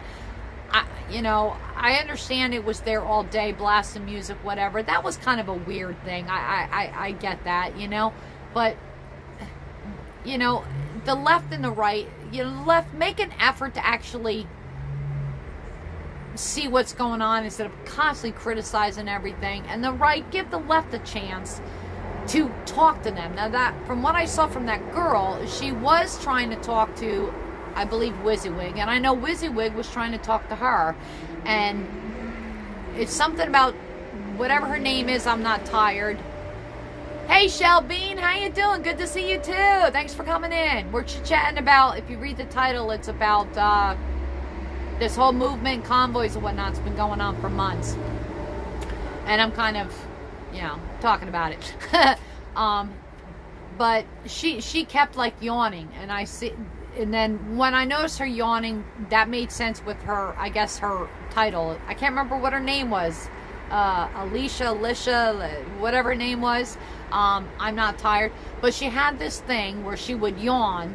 And that's a little disrespectful, because here he's trying to ask her a question and she didn't want to answer it. you know. But I just wish people would be more civilized and just talk. Like, even like what Brian did, Wyckoff and Telescope. I believe they were the two that sat down at the table and they talked. That needs to happen more. Maybe they should invite people over. I mean, I know they have. They keep saying, come on over. But, you know, you have to have an interviewer that is going to be respectful too. I've watched feeds where I hear them yelling things at people. Okay, now, number one, I don't know if I can even say this word, but let's just say auntie. Okay, they'll see somebody and they'll be like, oh, it's auntie. How do you know that? How do you know that? Maybe if they had a mask on or whatever, anybody wearing masks are automatically bad people. Okay. I wore my mask at work because I was ordered to do so. Okay. I don't like that, but I had to, and I had problems because I have a Barrett's esophagus, so I like a really bad thing of heartburn, whatever. So I was spitting acid in my mouth. So I was having a lot of trouble. I talked to my doctor. They said, keep doing it. I talked to work. They said, you know, you would have to call such and such. It became such a big deal that I was just like, you know what, I'll just deal with it. And I did it. I dealt with it. And then I had to go in for another endoscopy to see how bad it was. And right as I did that, had it done, they lifted the mask mandate for work. So I was glad. But you know what? If somebody chooses to continue wearing their mask, isn't that their choice? Isn't that what this whole freedom thing is about? You have a freedom to wear it or not wear it. Now, the mandates, I don't like that. Never have. I don't like that. It's not a law, but it can almost feel like a law. So if your boss says, put that on or you're fired, you're going to sit back and go, how bad do I need this job? Is it worth it? Is it worth not being able to pay my rent, pay my car payment? Put that damn mask on, go to work, and get that paycheck and pay your stuff. I mean, I know people who just were like, and now they don't have a job or whatever. Hey, that's your choice. That's your choice.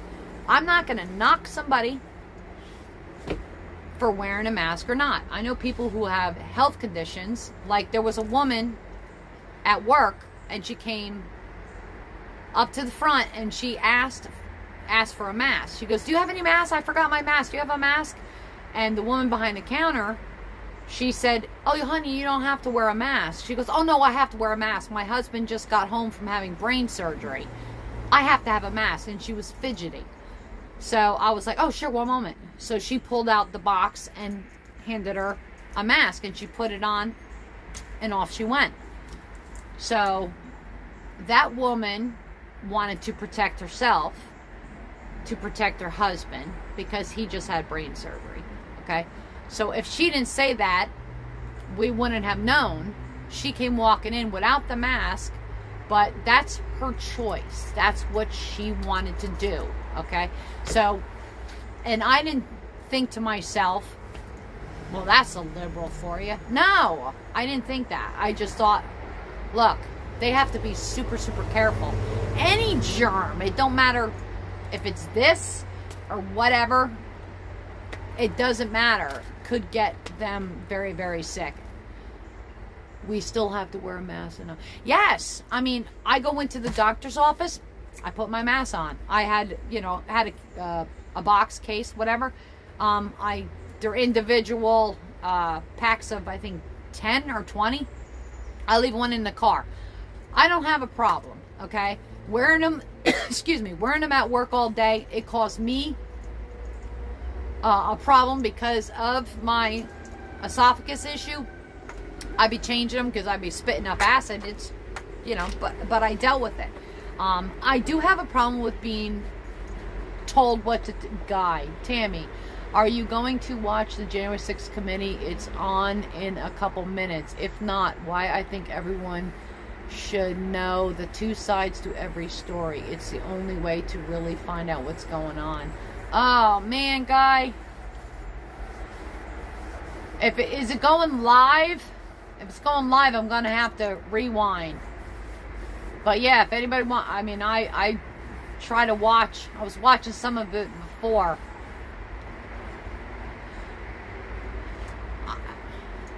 I used to say there's three sides to every story. Yours and theirs and the truth.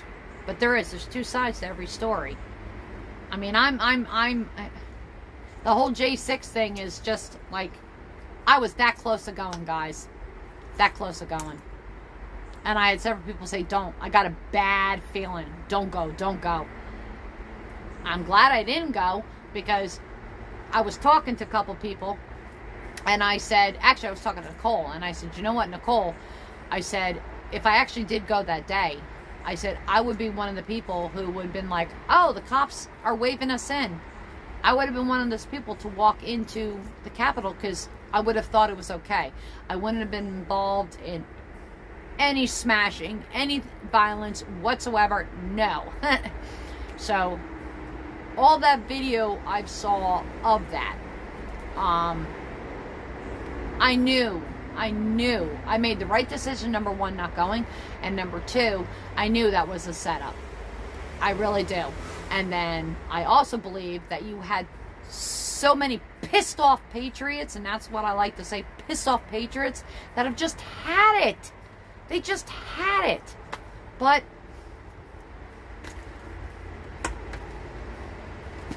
I don't know. I don't really have a whole lot of faith and trust in the government. I had more so years ago. My cousin who passed away last year, he was losing hope. He saw things that he didn't like. He knew things, and because his family, his parents were in the military, retired from the military, they could talk amongst themselves. So they had some knowledge of some crazy stuff. And, you know, this whole conspiracy shit that goes on, sorry, curse, conspiracy theory stuff, it is just so weird how a lot of these theories are coming true. You know, I don't want to get into a whole thing, but it's just weird. Things that were said years ago, I'm looking back going, oh my God, that came true. More and more and more and more are coming true. It's scary. Yes, it's going to be live in 5 minutes. It might have already started. I'm just interested in your opinion. If I look at both sides of everything. Like I said, there is two sides, but on the J6, I believe that it was a setup, as well as a whole bunch of pissed off Americans that are getting tired of what's been going on. I don't personally believe the T-Man told everybody. I listened to that whole speech, not once during T's speech did I understand, oh, he wants me to go there and cause an insurrection or anything like that. I never got that from his speech. He wanted us, from what I got, he wanted us to go stand out there and just protest, just voice our opinion. I never got anything about breaking it in, nothing like that. I mean, I've heard the story, he called for troops to be there, and Miss P didn't allow it. Maybe if she would have had the National Guard, I mean, I know, military people, they would have been there, they would have protected that. None of that crap would have happened. But I do not at all like the sentencing that these people got. I did see the ante. I saw a lot of videos of them in there, along with pissed off patriots. I believe there was probably feds mixed in with that. There is a lot of videos out there, but then my understanding is there's a whole bunch of videos that are not out there. But I did see a lot of videos, the cops waving them in, taking pictures with themselves, or, with people. It doesn't sit right with me. He said to go home peacefully. Yep. Finally, after it all broke out, people were telling him he needs to go online. Even I yelled at the TV, was like, T, say something. Come online and say something. So then he came on and he said, please go home peacefully. I guess that's when everybody left, but, you know, it was just a bad time. I mean, think of what happened at the election and all this stuff being said going on. Not good. I'm at the pediatrician with Phoenix. She's having some digestive issues. Oh, man, I'm sorry, Frugal Granny. Delilah, I hope things are going okay with you. I know, I'm sorry if I'm missing any comments, guys. J6 will be laughable when folks get really hungry. Yeah. Some don't.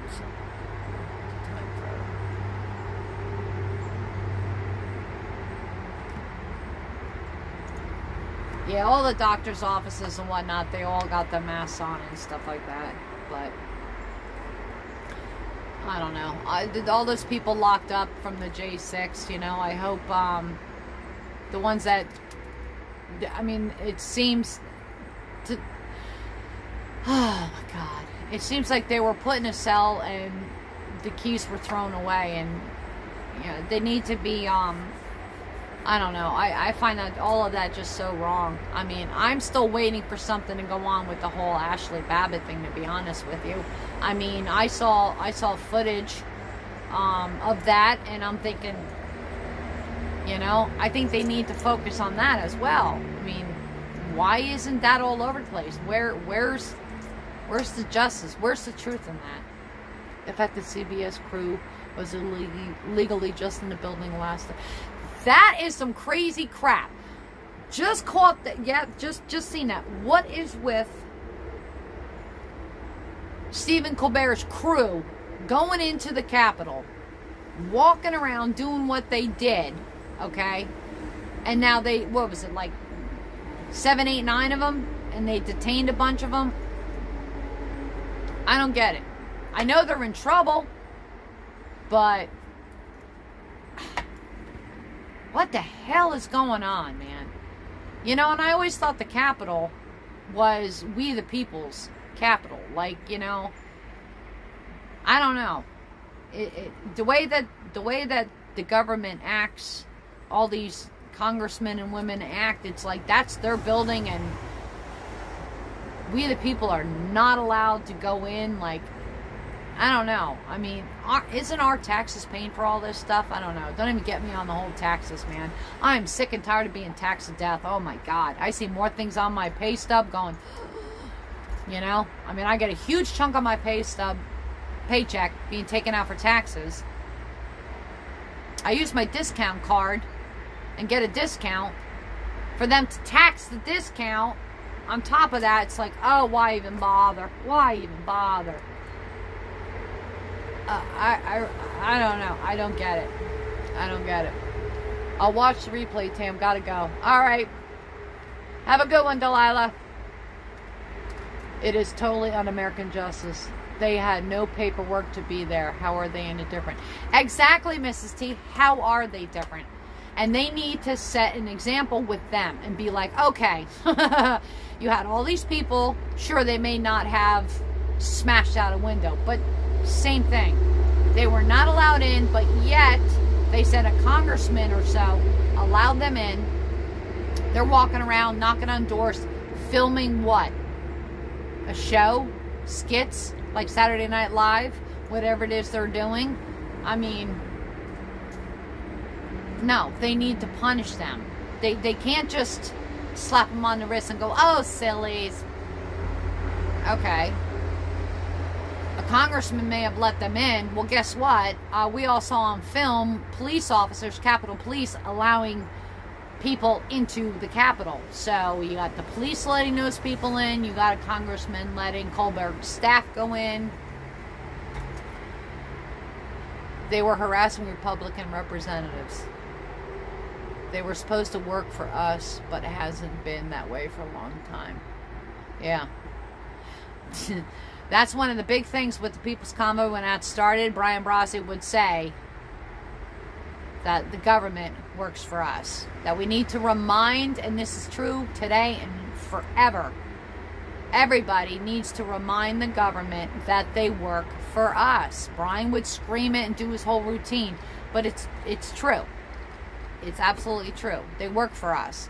And what pisses me off is that whether you have one person or 330 billion people, each person has a voice, and that voice should be heard, but, you know, I don't get it. I mean, I would love to be able, what the hell?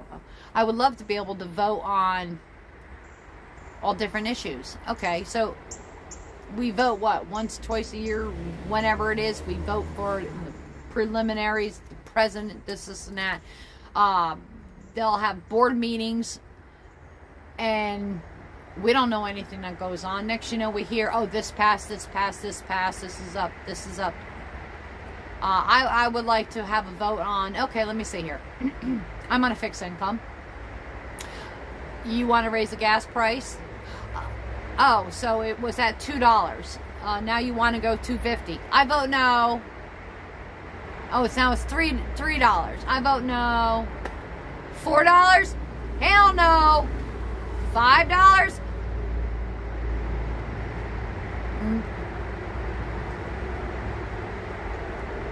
We have no say. If we want gas, we got to go somewhere. Guess what? We have no choice but to buy it, right? I'm sorry, I just bought this thing end of last year. I'm not trading in for an electric car. Okay? I'm not doing that. If I wanted an electric car, I would have bought an electric car when I was out car shopping to buy it. But I bought this SUV. I liked it. I love it. It had exactly what I needed. I wasn't expecting last year in August to be where we are today, but I knew something was going on, but I just didn't think it would be this out of control. Yes, what the hell is that all about? Yep. I don't know, but I wish all of us had more say in what goes on. Okay, we are going to raise your property taxes. Can they all go vote on it? You know, I don't care. Shoot me an email. Make it easy. Send me an email where it gives me the option to vote. Okay, this is what's going on in your town, your township, whatever, your state. Vote yes or no. Send us everything that all these people, mayor, senator, governor, legislative, that they're coming in for a vote on. Let's vote. Okay, so you need to fix up my road. Send everybody who lives here an email and get our vote. Yes or no, we need a fix. Okay.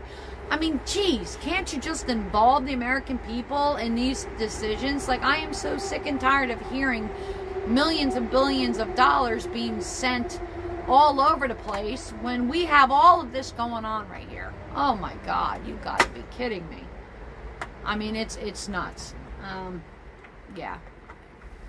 I don't know how on earth we're all doing it. I got gardens growing out by my driveway in big pots because my ground is really not that great for gardening over here. Too many rocks. This is like on old Indian, Native American land back here. Thinking, oh my God, do I need to have, you know, my own fruit and vegetables? Crying out loud. But, you know, I did it. I got stuff growing over there. Do I have a stockpile? I got a little decent stockpile. Not freaking massive. Nothing that's going to last me a year. A couple months worth, yeah, I'm good. But, I mean, I'm seriously seeing the inflation, that's for sure. Not just the gas. I mean, I'm seeing inflation. A can of store vegetables was 50 cents to 69 cents. I went to the grocery store and they were $1.49 to $1.79 a can, store brand. I could not believe that. Holy crap, what a jump. The meat, crazy. But I wound up spending, it was $136, and I got fruits, vegetables, and a whole lot of meat. whether it was the best or not. You know, I took certain meats. I'll get like the family pack. And I basically put them in individual freezer bags because it's only me, just feeding myself. So I have that. So I got everything all organized in freezer bags for whenever I need something. But I mean, I would think back, $136. That would get me quite a bit. But there wasn't quite a bit. I think I came inside with four bags of food, and it was $136. So, whatever. But $7 for a box of cereal? Holy crap. I haven't seen $7 for cereal yet. I'm seeing $4 something, but it's a huge disconnect. Most electric power comes from coal and nuclear. Yeah. How are we having all these cars charging? 60% of the country is supposed to have rolling back. Yeah, rolling blackouts. yeah. Oh my God. Yeah, I know. Let alone, I mean, those batteries, you know, you got all these Teslas, and then I hear Teslas are, like, several people's Teslas are blowing up. But yeah, if we all have these cars, what... Electric cars... I just can't fathom having to pull over and charge my car. I don't know. God, I'm waiting for a car to just be sitting there, and then all of a sudden it goes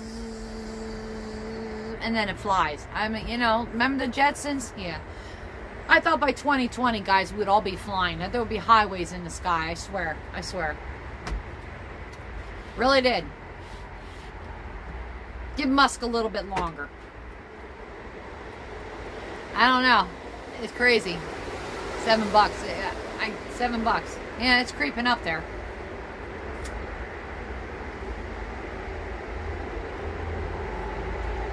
I don't know, but let me get back to what I was saying before, because I know I lost track of that as well. But with the whole TPC and AFC in 1776, TPC is done. So let's just. I had to say what I had to say about that. I don't appreciate what those owners did. I do hope charges are brought against them. They get their justice. They're innocent until proven guilty. Let whoever's doing that deal with that. I'm not involved. I wasn't affiliated. I came to visit to check it out, okay? I'm really not affiliated with any of them because I don't live in any camp, never have. I just go visit for a couple days, leave, and then I would come back. But I definitely am a supporter, okay? I don't know, and I think I probably... I don't know, it's a few $100, maybe about $500 I probably invested in the whole thing between donations and gas, whatever. I don't know, it's a shame what happened, but either or, TPC, that's done, that's over, so we can just, with that, the people left over. As for AFC, awesome people there, okay? I love all of them. Absolutely amazing. You know, I wish there was more that went on while I was there that I can help with. But the weather was wacky. But just chilling out by the campfire and being able to breathe. One day we had all of us around and we were singing and everybody was playing instruments. It was so peaceful and so nice. And then a crazy rainstorm came in. And that was the night that we heard a lot of chaos was going over next door. But we just needed to, be separate from it as we were and just try to be chill and calm, and that's what we were doing. So that was awesome. But the last time I was there, whatever, I know that Miss Mona had gone to DC with some people, and I stayed back because, like I was saying, I have to have an operation on my foot coming up in July, and walking around DC is not very good. It's bad that I'm on my feet and walking around work, but DC is totally different from me being in my department at work. So I stayed back and I told her I would like to work on her flowers because she'll make these flowers out of toilet paper and everything, and she gave like 300 out at a previous event, and she wanted to have more for when she went to the Unity Bridge, which was USA and Canada. So I said, let me stay back and work on your flowers. That's what I want to do. So I did a separate video of that, just recorded. I can't remember how much I recorded, but I wound up staying in her tent in the med tent for, it was kind of hot out, but working on flowers. I paid 10 for 10 packages of great value to me. That ain't too bad. That ain't too bad, Amy. I paid $5.39 for a gallon of milk. Oh God, $5.39. I think they're $4. I bought the really tiny one because I don't drink a lot of milk, and that was, I think, $2.19 or $2.29 for that tiny little thing. I think it's like $4.79 a gallon of milk, or somewhere around there, around the $4.50 mark now for a gallon of milk. Did it again. Where was I going? Shit. Hate that brain fart. I gotta stop reading the chat. I lose my train of thought, guys. Oh, Lordy. Give me a second. Somebody write in chat what the hell I was just talking about before I read that comment. Anybody have questions?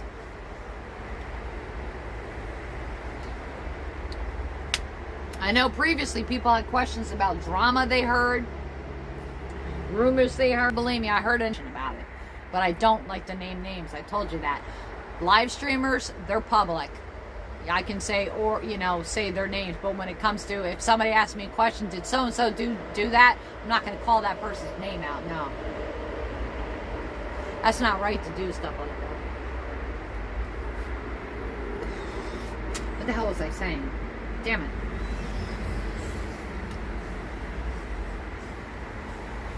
Shit, guys, what the hell was I saying?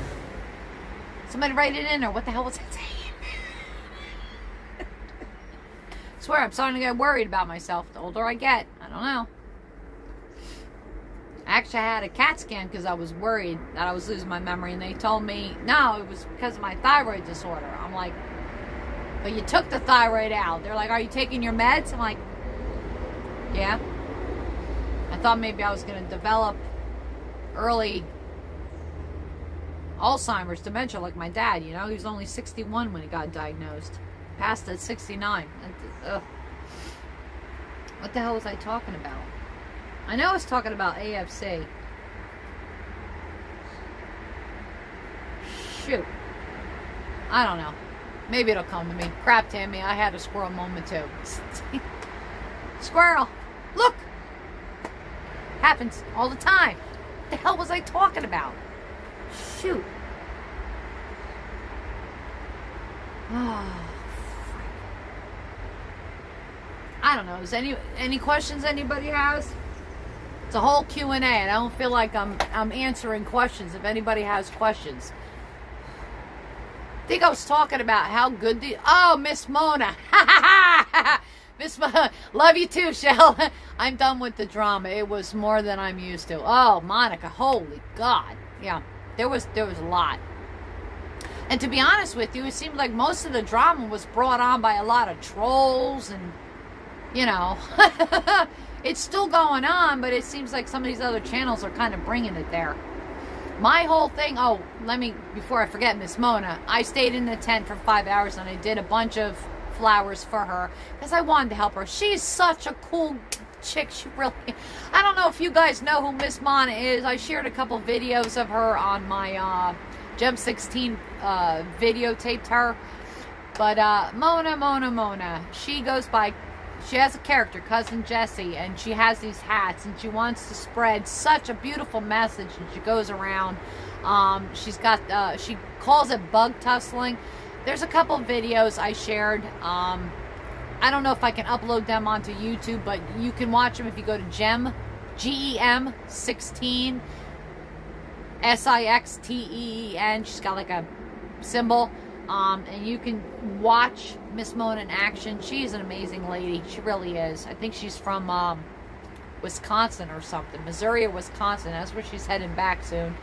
But yeah, she's really cool. There are some amazing people. I mean, Sue Mama works her butt off. She's amazing. Nicole's amazing for getting all done what she done. Chris, Appalachian Flu, is amazing. Dennis is amazing. Brian's amazing. Rob's amazing. I know I'm going to miss people. God, the people that would just pull in and out while we were at the camp, just coming in to thank us, to drop off fresh fruit and stuff. It's like, wow. It was really cool. Nomadic Ralph, he was awesome. Loved playing his bongo and stuff. That really sucks. Whatever, I was not there. I saw his side, and a bystander side. Saw the videos. So whatever happened, that happened there. It just sucks that they were kicked out. But you know what? He's on a mission. He's doing his thing in California. But he was a great man. He's a great soul. I just love like everybody, you know.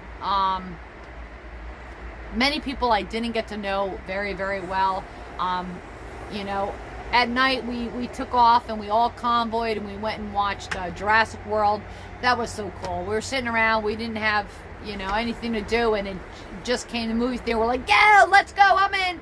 And we convoyed up there and we watched it, and it was awesome. It was amazing. I've seen all the Jurassic Parks.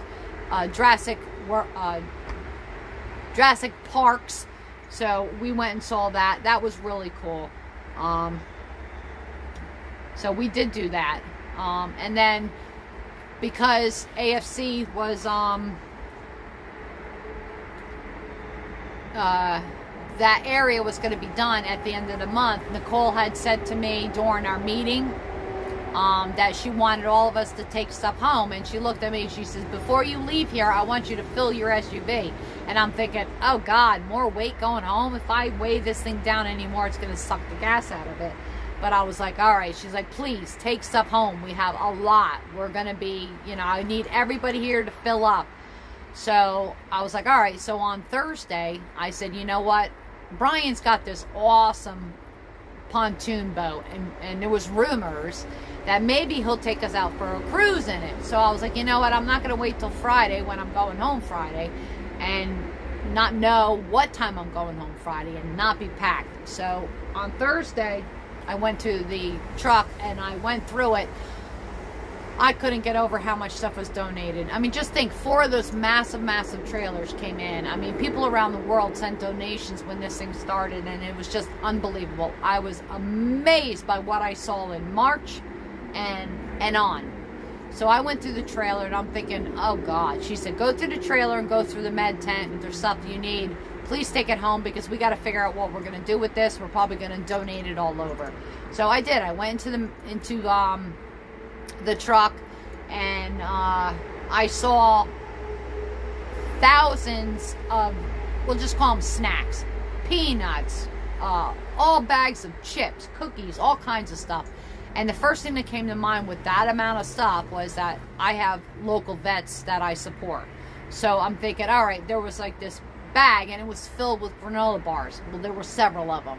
So I just took the whole bag. I said, I want to drop off treats to the vets. So I got them, and I scooped handfuls of peanut, like individual peanut packs and fruit packs. And then there was just a ShopRite bag, and it had different individual bags of all different chips and cookies. I just grabbed that. So I took that, put that in my car, and I already donated it. I got in contact with my neighbor and asked him to bring it to work, because he's a vet counselor. So he brought it to them. And I said, this is a donation from AFC, American Freedom Convoy, care of me, you know, because they usually send a letter to the donators afterwards. So we'll see if that comes in. And oh, that reminds me of something. This is a good one. That reminds me. And then I went in the med tent, and I just grabbed a couple things. I grabbed the lotion, a shampoo, and something else. I can't remember. Oh, and then I grabbed a couple blankets. There was like I mean, it's summertime. Nobody needs these heavy, thick things. But there's a couple small animal print dogs on these blankets. And I work in dog rescue with my best friend's dog rescue. So, and she's always gets, you know, these things for the puppies. Blankets she'll lay down, like in the vehicle or in the pool when she gets puppies in that are ready to give birth, because she'll help with that. So I grabbed a couple of them, and then in the trailer was also 2 bags of training pads for dogs. So I grabbed those 2 bags. And then I actually got a thing of litter and a small bag of cat food. I got 2 cats. So I was like, wow, this is great. But I grabbed, I didn't grab really like cans of food. There was so much in there. It was so overwhelming. There was probably 1,000 rolls of toilet paper, paper towel. I don't know. There was just so much. But I did grab a bag of toilet paper and a bag of paper towels, because I knew, well, eventually I'm going to need that. And I can't remember what else at the moment. But I grabbed a few odds and ends here and there. I mean, if I saw that there was like 100 of something, then I grabbed one. You know? But then shortly after, I heard that the whole entire truck, the majority of the truck, except for the kitchen stuff, Soup Mama stuff, whatever, that was going to be put into another trailer and taken directly to Buffalo. So that was cool. So I don't think a lot of people really loaded up that was there. They started unloading the trailer. So that was pretty cool. Cases and cases of water. I didn't need to bring home any. I knew the water was going to weigh my SUV down, so I left all the water. So I'm assuming that went on the truck as well. But basically, people took what they want, I guess. I had already gone Friday. And then they went, the truck came in, somebody came in from in a truck, and then they all just loaded everything into there and left Soup Mama stuff. And that all went to New York, which was totally awesome. But you know what? I'm gonna go grab this, because some of the stuff, this is really crazy. You were talking about working on flowers for Miss Mona. Yes, and I finally, so hey, you doing it? Yes, and I remember I did flowers. I don't know how many flowers I did, but I did do a box full, and I did do a quick video. It's on my YouTube channel if you want to go back. I was just chit-chatting, but you'll see me making the flowers. I screwed a couple up. I left one there, and I ripped one by accident, and I put it in my SUV. So I have one of the flowers. But yeah, I wanted to help her out, so that's what I did. Does anyone have Zim or doing the monkey dose free about? Will you be doing? What is that?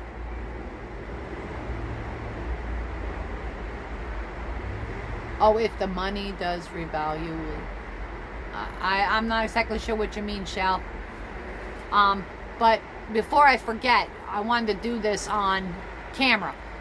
Some of the stuff I took, like I said, was in bags. There was a bunch of the snacks. Remember I said I was going through the snacks, and I was grabbing handfuls, and there must have been about, I remember seeing them in March. Amazing people would do individual bags for like the truckers, like a brown bag or a gift bag, and fill all kinds of stuff. So anyway, I had taken home one of those, and I found a card. Oh, Jasara. Yeah, I don't have. I didn't go buy any silver, any gold, nothing like that.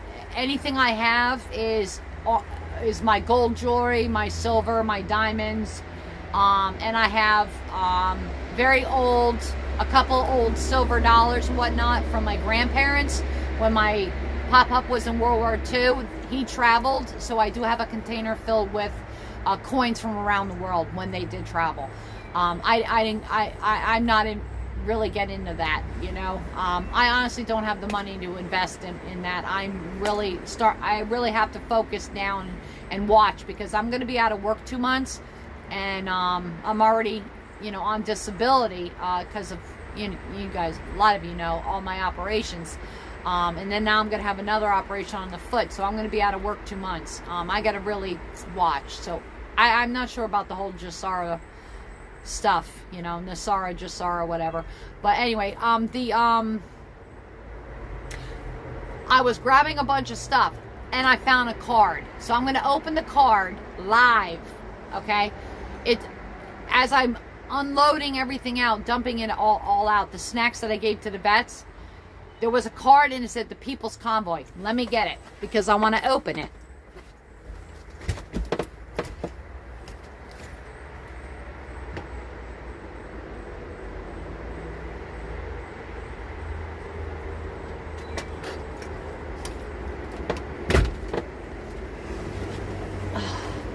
Okay. This is crazy. So, here's a card that fell out of the bag. Okay, so this must have been transmission is unable due to weak network connection. Hold on. It's charging. Did that go away? You guys can still see me, right? Hopefully. Okay, so anyway, this fell out. Now, as you see, it's not opened. All right? I wasn't going to open this. I wanted to do it live. Okay?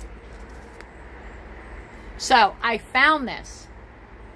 I'm still here? Good. Okay, awesome. So, I found this card. Somebody wrote a card to the People's Convoy. And I know a lot of people sent in cards and letters. Their children drew stuff and gave... Man, I might be a little afraid to open that letter. Yeah. So a lot of people wrote to the truckers, okay, thanking them for standing up for America, for the fight in, you know, the freedom fighters, for fighting for our rights, okay? Freedom! Okay? For everything that they did. I mean, mind you, these truckers, I mean, I've talked to several of them, and they're having a hard time putting the diesel in their trucks and this and that, and it's getting, a lot of them are parking their trucks. A lot of them are finding other jobs. I mean, it's crazy, you know. Our company has its own fleet, okay? But, I mean, and they're billionaires, so they can afford to put the gas and diesel in their vehicles, all right? But I came across this. Like I said, guys, it's not opened, okay? But TPC is done and over with, okay? It doesn't say to whom, okay? It just says the People's Convoy, okay? It doesn't say to Sasnick, Trucker G, or whoever. So this card was to go to anybody. It, like I said, it was mixed in. There was a large box that had all kinds of stuff. It had a whole bunch of little bags in it, and it had peanuts and chips, and it had lotions, and it had chapstick, and it had all this stuff.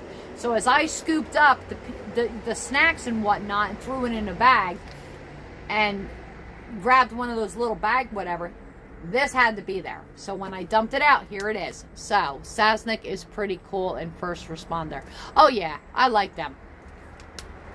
I got to meet Sasnick. He was the first one I met that was like a live stream or whatever. Donna took me right up to him. I said, "It's Sasnick! What's up?" Shook his hand. Oh, he was cool. And first responder, yeah, I like watching him. So I'm going to open this, guys, live, and let's see what this says, okay? Oh, this is nerve-wracking, you know, especially if it says like somebody's name. If it actually says somebody's name, I got to figure out how to get it to them. But this is basically to anybody. It feels like a card. Alright, definite card. But it's the message. More importantly, the message than anything, okay? Make sure there's nothing in here. God, I hope not. Alright. Haha. Okay, so here's the card. I highly doubt these people are going to be watching. Whoever sent this card, but it's very pretty. Okay? Here we go. It says, "Dear People's Convoy, thank you for being..." Oh, man, I hate when... She's got nice, thank you. Thank you for being a... Oh! Thank you for being a hero for our country. May your ride around DC be beneficial, fruitful, and peaceful. Love, your fans in Maryland. Oh, that is sweet. I hope the person who wrote this card actually sees this. God, I hope this isn't coming backwards. Ugh. I don't know how to flip the thing, you know. But that's pretty. But that's what it was. And like I said, I didn't want to open it unless I did it on live TV, okay? You're fans of Maryland. So somebody who lived in Maryland near the racetrack had sent this to them or dropped it off in bags of goodies. Wow. But this is, that's really cool. So that's basically for everybody. So since I participated, okay, I have to make sure I put this somewhere safe. But that was awesome. No name on it. If there was a name, I probably would have said their name, their first name, and not their last name. But yeah, that's very cool. I'm glad I finally remembered to do that. Oh my gosh. Wow. Pretty nice, huh? But they got a lot of cards, a lot of letters. I seen, oh God, I can't remember which trucker. There was one of the truckers, infamous truckers. He had like 50, 100 letters, drawings from kids. It was pretty cool. But like I said, it is, guys, it has been a great experience being a part of what went down the last couple months. I'm going to continue I'm going to continue following the movements. I want to know where, you know, they're going. I'm stuck on some of the live streamers. I still watch their stuff. 1776, like I said, I've heard rumors of certain things going on, or a person or whatever. I don't know. I wanted to go there, but like I said, nobody would go with me. So who knows? I mean, I heard that they might change location and get another place. So we'll see what happens. I mean, right now it's getting quite costly to go up there and back. Very eye-opening indeed, yeah. So we'll see. I mean, I'd like to still, you know, support, definitely support the movement. That's for sure, because we need help. We need help big time. But you know, something's got to change. This government is just not working for us. It's not, guys. It's not working for us. You know, things got to change. It's really tough. I mean, I'm I'm at the point where it's kind of a bad feeling. Things are kind of changing around here, especially with me going out of work, but there's other things. I almost have a feeling that before the end of this year, I may actually be leaving. I don't want to leave. I love where I'm at. I've been here 9 years. I love my home. But it may get so bad to where I may just go, you know what? I'm going to be living in my car. You know what I mean? I don't know. I don't want to say that, but I know I am equipped and I'm knowledgeable. I'm sure I can live in my SUV. Not that I really want to do that, okay? You know, I have my 2 cats and everything. I'm very comfortable. I have great neighbors around me, good community. Love my home. But, I mean, if things are going to keep progressing, keep getting worse, I mean, everything's going up. Rent goes up. Big car payment, which honestly I'm thankful for, because all the hell I went through with my car. I got to work on getting rid of the car because she's just sitting in the driveway rotting. Eef. But day by day, I'm taking everything day by day. So maybe I'll go up to 17. I can't talk anymore. I've been talking for a while. 1776. But I would have to go with somebody, because I'm not in tight with anybody that's over there like I am with AFC. But July 3rd, we're going to be going to Philadelphia.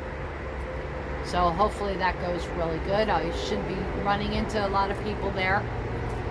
But I am so glad that I came on to do this. I was hoping more people would come on, but maybe everybody will see it down the road later. But thank you guys for allowing me to show my cousin, who means the world to me. Let me show my posters as to why I wanted to go to Maryland and meet up with everybody and kind of tell my story. Like I said, this is who I'm fighting for, my family. So I'm glad at least I got to show more than like 3 people. Glad I got to open the letter. And I wanted to show, this is AFC. I mean, I know you can't read it, but they have We the People and their mission. This is their mission statement that they have on a piece of paper. And on the back, this was, you know, basically where it started. And then they have their codes here. But I got a whole bunch from Nicole so I can share them around. So I passed them out when I came back. I left some at work, and I held on to a couple. And if a lot of people, I'm trying to see if there's anything in here I can't say online, but this is the basic mission statement. It is a peaceful movement, and that's what it's been from the beginning. You know, it's. I'll just read like the first of this. The American Freedom Convoy is a peaceful movement with a mission of ending the Emergency Powers Act and demanding government accountability. We encourage all Americans to join the fight to uphold our constitutional rights and remind the government that they work for us. And it goes on to a long thing, but that is extremely important right there. So if any other things come up, I'm more than willing to do what I can. Tammy, you have a wonderful evening. I really enjoyed. God bless. Thank you. Thank you for fighting for our freedom. Aw, thank you, Judy May. You take care and you have a good night too. Thank you for joicing. You miss your dumps and dives, but no, there are more things going on. Oh God, yeah. There's so much more. I mean, there are probably going to be a ton of people jumping in dumpsters just to try to survive in this crazy world. Those days weren't to survive. Everyone in this chat, have a wonderful evening. God bless all of us. I miss what happened. Oh, Outlaw, you came in late, huh? You can always go back and rewatch. I'm still not done yet. But unless you have any questions or comments, it's kind of a Q&A on both. You do that? Yeah. So, just basically been talking about my experiences with the movements. I was there from back and forth, and got to show my poster boards, like why I went there in March, why I met up with them. My mom says hi and made 50 doing curbside junk pickup. Awesome. Hello, Amy's mom.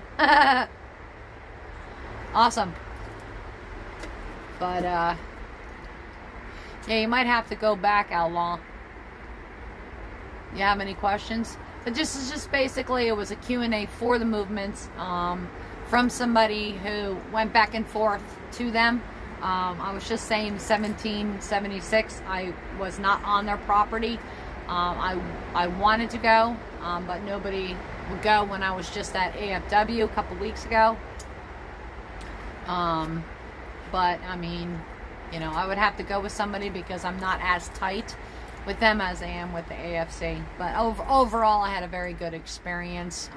Just, you know, a lot of the drama. I'm very much over a lot of the drama.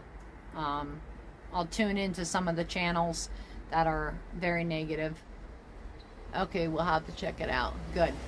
Please do. Yeah, I spoke quite a bit, but, you know, I'm kind of glad nobody's asked me to address any rumors, but like I was saying, I don't, I'm not going to call a specific person out, but I probably would say yes or no, or give a tad bit detail, but I'm not that type to, you know, just call out a person. The live streamers have been absolutely amazing, though. You know, I mean, The one thing that a lot of people have been mentioning, and I do agree, that maybe the live streamers filmed a little too much. Maybe they should have kept it on the, kept it to just like the meetings or the activities that they were actually doing, and not just record every detail of everything, because that's where all the drama started. How things been otherwise? How is everyone? Everyone's good. Everything's good. So, I got a foot surgery coming up in July, so I wanted to make sure whatever needs to be done, I get done now. I was just at, let's see, this is going to camp 2 weeks ago.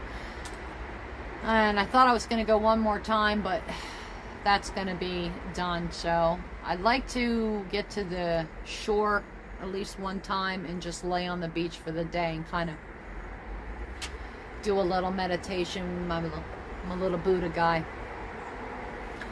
But it's been one hell of an experience, I gotta say. From March till now, a lot of things learned. But yeah, but I'm gonna get going, guys. I just realized I've been on a few hours, but if anybody watching now or later has any questions, you can drop them in my chat when the video is done, or in the comments section, and I'll do the best I can to answer. It's been an experience, and who knows, as far as I know, I'm going to be doing the rally, driving to Philly, convoying with a bunch of people, a bunch of American patriots, and of course I'll film that as well. Whatever I can do here in my state of Jersey. So it's a battle, but if we all stay united and keep it together and hold the line, we can do it. We can come back from this. It may not ever be the same, but I'm sure we can come back. God knows that's what I'm praying for. All right? So everybody take care and be well. God bless you all. Later, everyone. Hope to see you again. And I'll be back at another time. The lake videos are really good too if you want to go check those out as well. I'll be going back to the lake. I'm trying to capture a nice sunset as well. So I'll see you guys. All right, take care. Love you all. Be good. All right, bye.